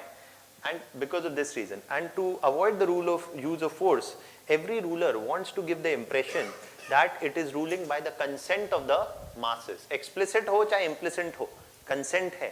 And masses need to imbibe the idea that the ruler is there for what? For the welfare of the masses. How do the masses imbibe the idea that the rulers are for their welfare? For example, the government reaches out to the people how? Through the press. For example, Gramsci argues that the government reaches out to the people through institutions like the press, informing the people that we have introduced farmers bhaiyon, ruk jao. We have Pradhan Mantri Fasal Bima Yojana. We have MSP. आप रुक जाइए. We have housing for all. आप रुक जाइए. We have health care for all. Ayushman Bharat. आप रुक जाइए. We have स्वच्छ भारत. आप भी रुक जाइए. We have total sanitation. सब कुछ है हमारे पास. आप भी रुक जाइए. We have clean Ganga. सब सरकार सब कोशिश कर रही है, क्यों? Wants your welfare. And the government tries to Ujjwala, सब है, सरकार is trying to ensure your welfare एकदम full on. Okay? From the times of जो जो नहीं किया नेहरू वेरू ने, वो सब सरकार अभी कर रही है full on. Welfare of the masses. That is what the ruling class wants to ensure, that people believe this idea. Because if people do not believe these ideas, then they will be out on the streets. So in that, and that is a dangerous proposition for any ruler. And if suppose they still come out on the streets, you have to rely on the use of force. Then the ruler of the state will not shy away from the use of force. And a good ruler will try to use both of them in a manner that he will prevent people from coming out on the streets, will continue with the impression that the rule of the ruler is benign and is necessary for what? Welfare of the masses. And how does the ruler ensure that his rule is considered benign and is considered good by the masses for their welfare? When rulers respond to what? Demand of the masses. When rulers respond to this demand of the masses, आपने बोला कि MSP चाहिए, मैंने बढ़ा दिया MSP. आपने बोला कि बीमा चाहिए for crop insurance for farmers, so I have given you crop insurance for farmers. आपने बोला कि हेल्थ केयर का खर्चा बढ़ रहा है, डरो मत, जो आपने बोला हम कर रहे हैं. Rulers are responsive to the demands of the masses. That is what the masses want, and that is why the ruler is here. That is what rulers want to give the impression, and that is why they respond to the demands of the masses. But while responding to the demands of masses, the aim of the ruler is primarily to prolong his own rule, and it does not change the nature of the rule or his objective. He is merely making concessions. He is not solving the real issue. Rulers are willing to make concessions to acquire or to give an impression to the masses that their rule is benign. The British government at this time is saying, we are doing the vikas. We are establishing medical hospitals, we are establishing schools, we are establishing universities, we are establishing railways, we are giving government jobs. Everything we are doing. How can you say that the British rule is what? Is alien? Is something which is looking to exploit Indians? Nahi, we are doing vikas. Or boliye, you want that the partition of Bengal must be called off, so we are willing to call off the partition of Bengal. Do not think that the British rule is one which is not responsive to the demands of people. Now you would want to assume today that Indians in 1911 carried a unanimous view that the British rule was detrimental to them. Not everybody bought this idea. Not everybody in India bought the idea that the British rule was disastrous or was negative to them. Why? Because the British rule carried two uses. Firstly, the British rule had managed to convince the masses about two things in many ways. That firstly, the British rule is not all evil, and it does think about the welfare of the people. And secondly, it is impossible to overthrow the British rule.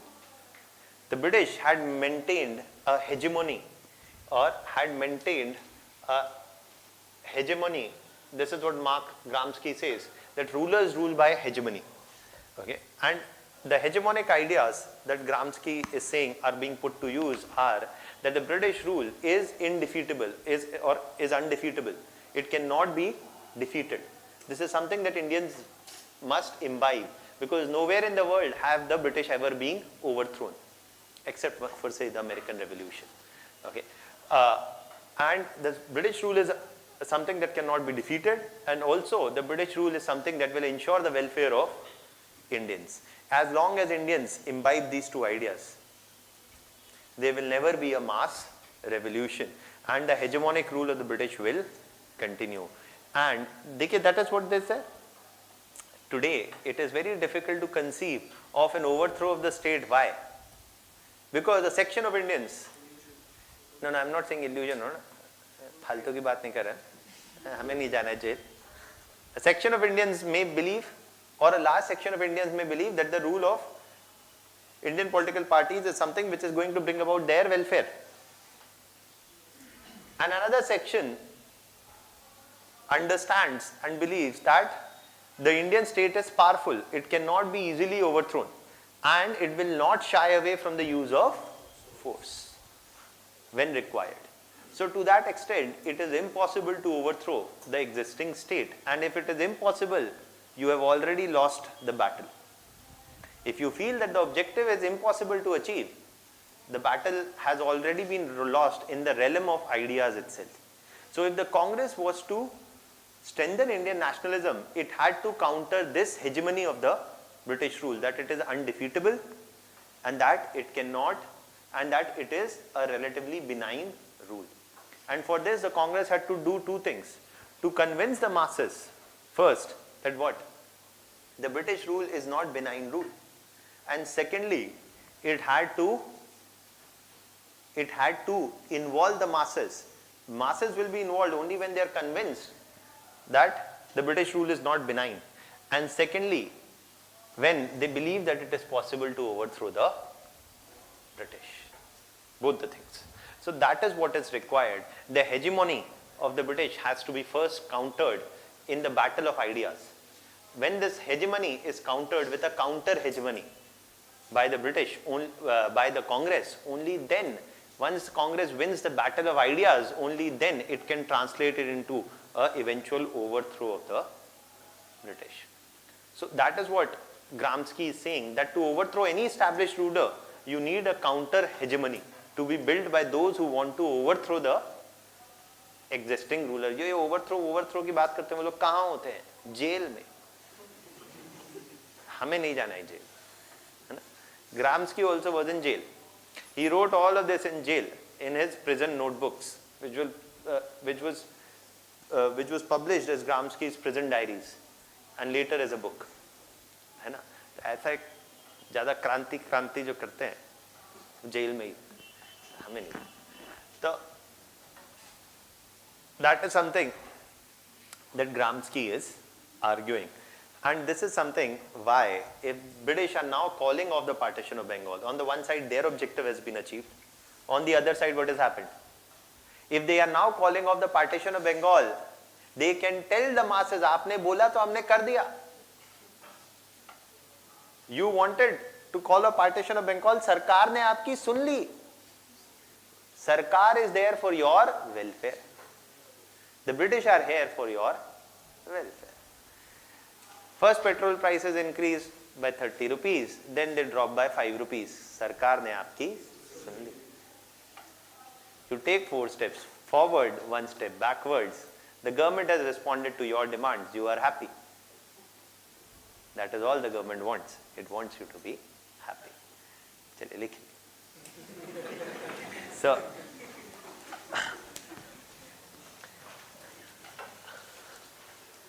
So,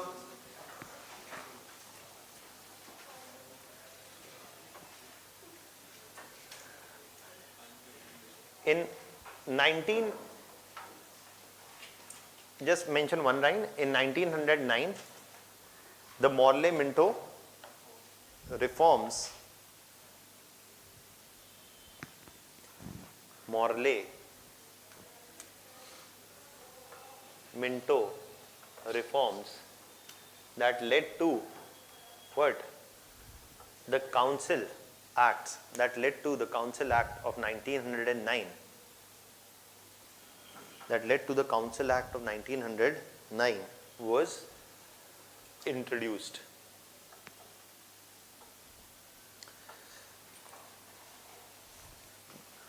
Then next you give 1911. The British decided to call off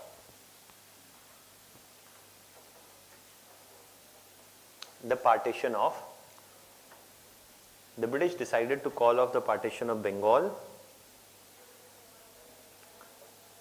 and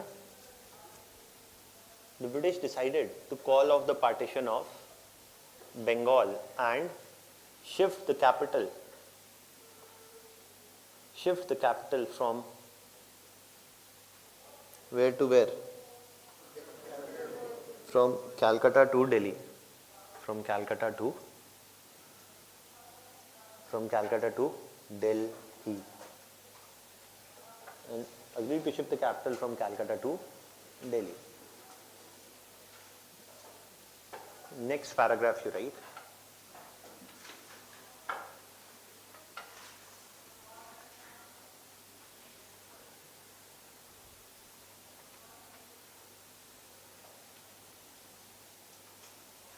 The British decision to call off the partition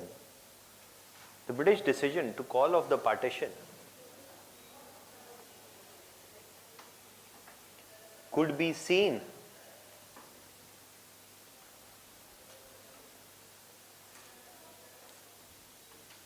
as an attempt to establish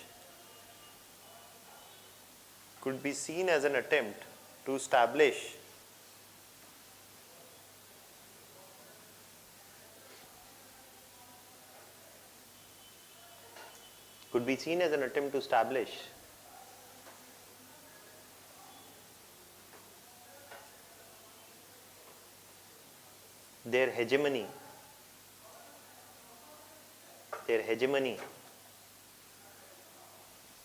over the masses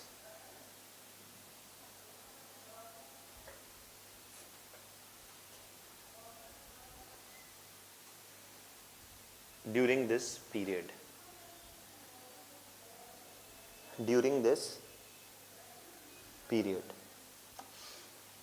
Now, let's talk about 1900. Any doubts still here? Anything you want to ask first? So what was the need for transferring What was the need for shifting the capital from Calcutta to Delhi is essentially because this was a long-standing demand actually. There were two broad reasons for this. The long-standing demand was that now when the British had started from Bengal and Calcutta, they had predominantly established their hold first there. So that is why Calcutta became the capital of British in India. But now that they were controlling the whole country, it was better to have a capital situated somewhere center.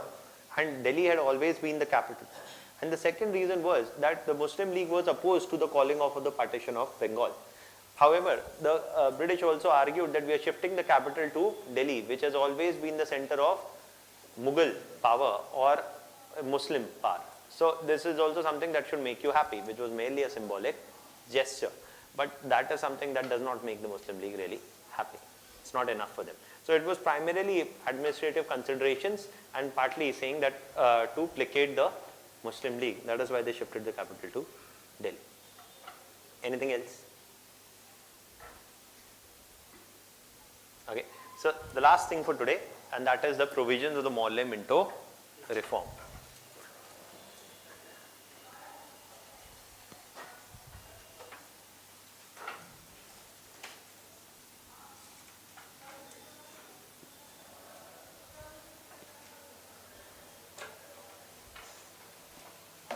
The provisions of the Morley Minto reforms, ये सीधा सीधा prelims में पूछा जा सकता है. Okay. Now, the Morley Minto reforms or the Council Act of 1909. देखिए, यहाँ पे आपको पहली चीज ये पता होना चाहिए that what they are going to propose is going to be more devolution than 1892. उससे कम नहीं हो सकता. It has to be more than that, right? So देखिए ऐसा थोड़ी है ना, British are not responding. British ने बोला तुमको चाहिए और डिवोल्यूशन, वी आर गिविंग और डिवोल्यूशन. जो मांग रहे हो सब दे रहे हैं. आपने बोला यू नीड मोर डिवोल्यूशन, लीजिए more devolution. You want partition of Bengal to be called off the partition. आपको बस बोलने की जरूरत है, right? So that is the actually, the Morley Minto reforms, firstly, the first line the British stated in the Morley Minto reforms that the objective of the Morley Minto reform was not, you can write with me, the objective of Mauldin Minto reform was not to establish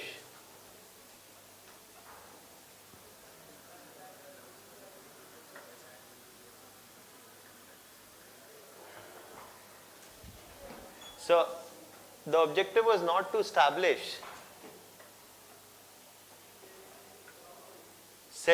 not to establish self-governing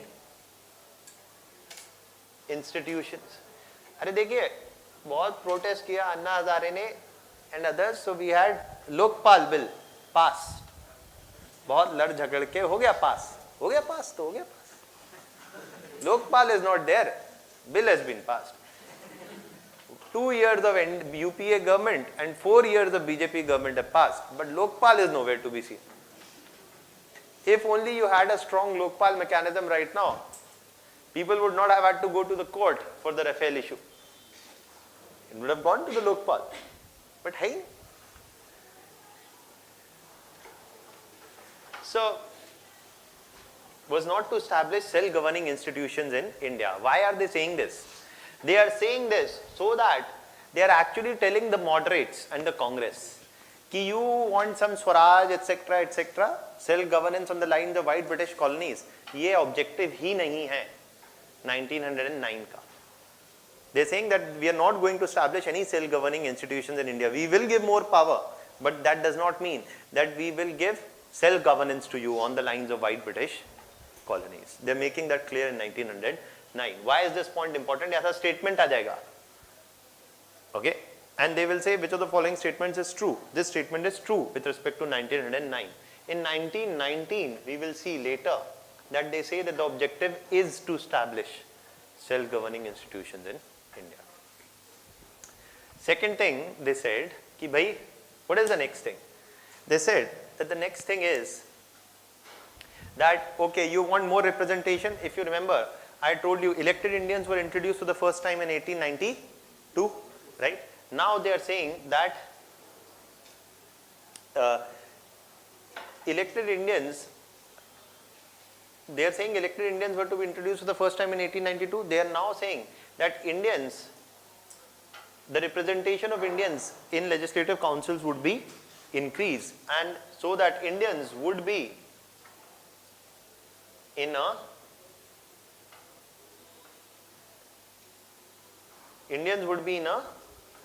majority. Indians would be in a majority in legislative councils. Now, Indians would be in a majority in the legislative councils. However, this still meant, however, the official, however, the non-elected majority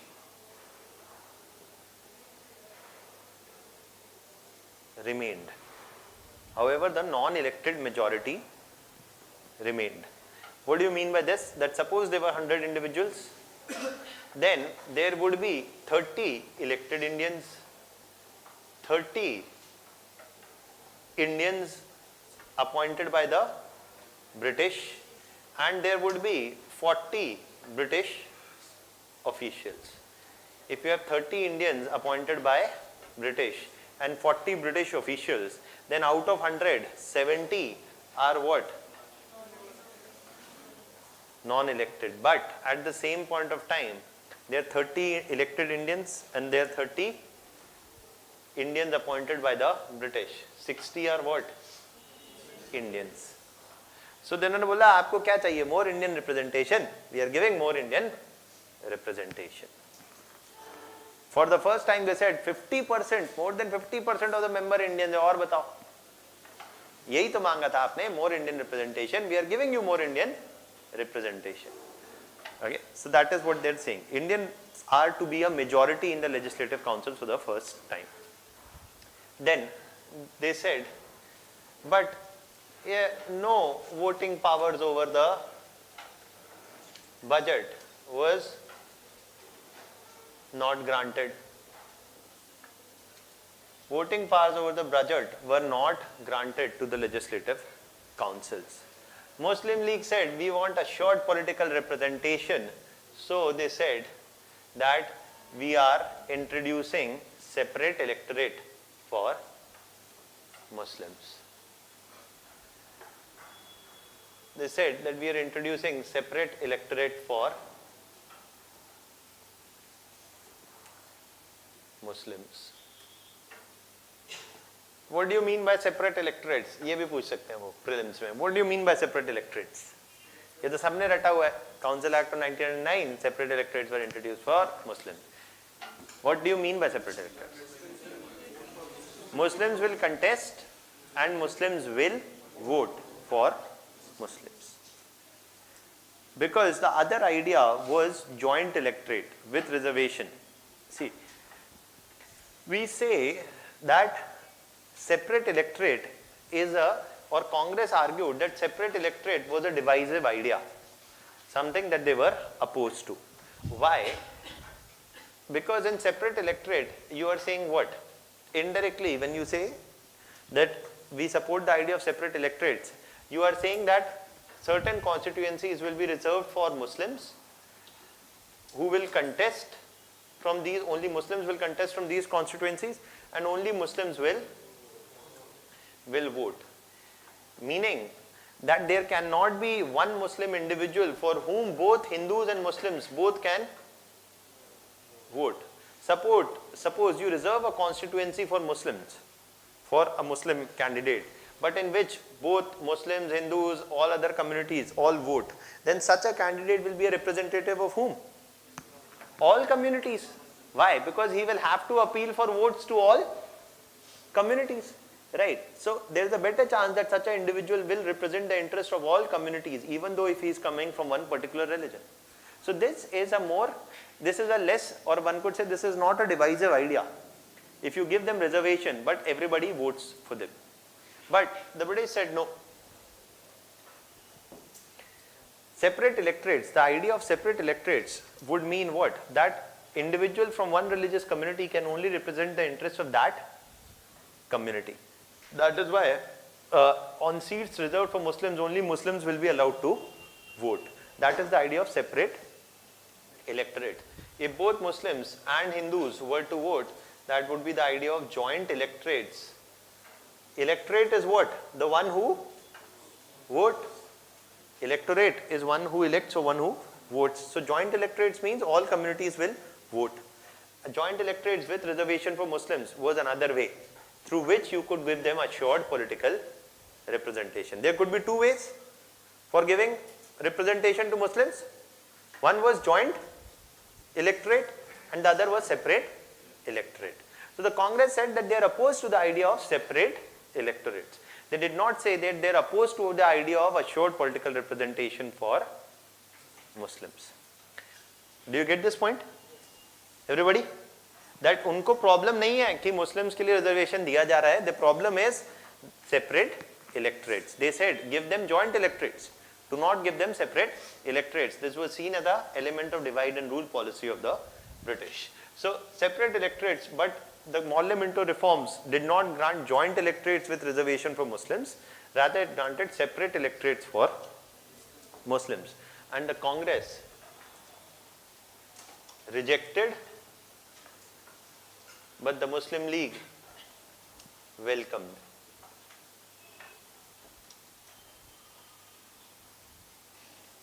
Again, women are not getting the right to vote. Women are still not being granted any right to vote. Okay, that is what is there. So, abhi aap dekhiye that though this reform has been introduced, what has actually changed? Practically very little. Very little has actually changed in practice. Why? Because though Indian representation has been increased, the Legislative Council has limited powers. Elected Indians are still in a minority. Elected Indians are still in a minority, yes or no? Right? Elected Indians are still in a minority. Legislative Council still do not have voting powers over the budget. And you are also introducing the idea of separate electorate. The Congress was, the moderate leadership of the Congress was dissatisfied with the devolution of power proposed in 1909.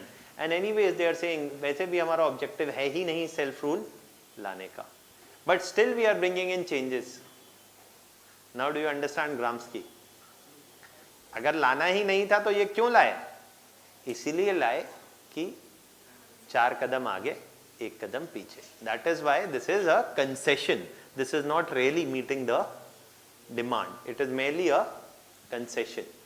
Okay, so that is which does not address the real demand. Any questions? Some other members of society who adopted separate electorates or not? We will see that the idea of separate electorate gets extended to other communities by 1919. No. Other religious communities are extended the idea, and linguistic communities are extended separate electorates. Anyways, this separate electorates for Muslim is actually going to be dominated by whom? The Muslim landed elites. That is there. It's not that on the basis of economic class they were giving separate electorates. That is not there. Anything else? Okay, one more thing before you leave. There's an announcement by ma'am. Ma'am has asked, have you people been doing the assignments? Which assignment? That's a good question. I don't know. हाँ, एक second, अच्छा सवाल है, रुकिए, मुझे नहीं पता. कौन सा बच्चे पूछ रहे हैं? पता नहीं सर, मैम ने बोला असाइनमेंट में चेक करेगा कौन सा मुझे नहीं पता. Okay, have you been, I mean, do you have some assignments, right? Do you have assignments? देखिए किसी ने एक देखिए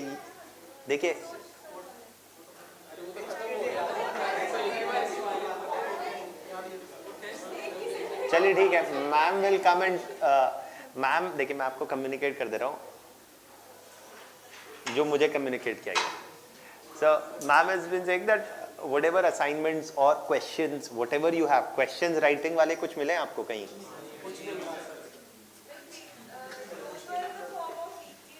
हाँ, we have been writing the weekly test. देखिए जो लोग नहीं लिख रहे उनको लिखना चाहिए, जो लिख रहे हैं continue the good work. Ma'am is of the opinion that she'll come and probably talk to you about all these tests etc. and probably take a better view of whether you are writing or not also. Okay, तो हाँ जी, वाह. So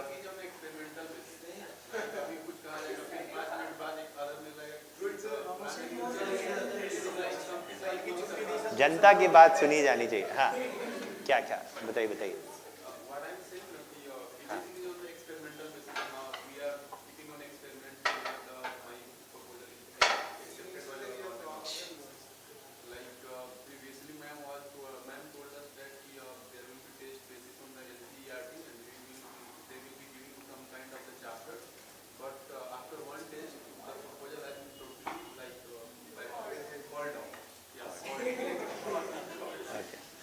Okay. We have been given the free access to this all India test, and now we are listening to some kind of assignment and all. We don't have any idea. Okay. Assignment from the test. आपकी बात. Even in the mails, like the subjective test, we can't get the copy evaluated answer in on the timely basis. अच्छा. We have to wait for the longer period of time, 15 days, 20 days and all.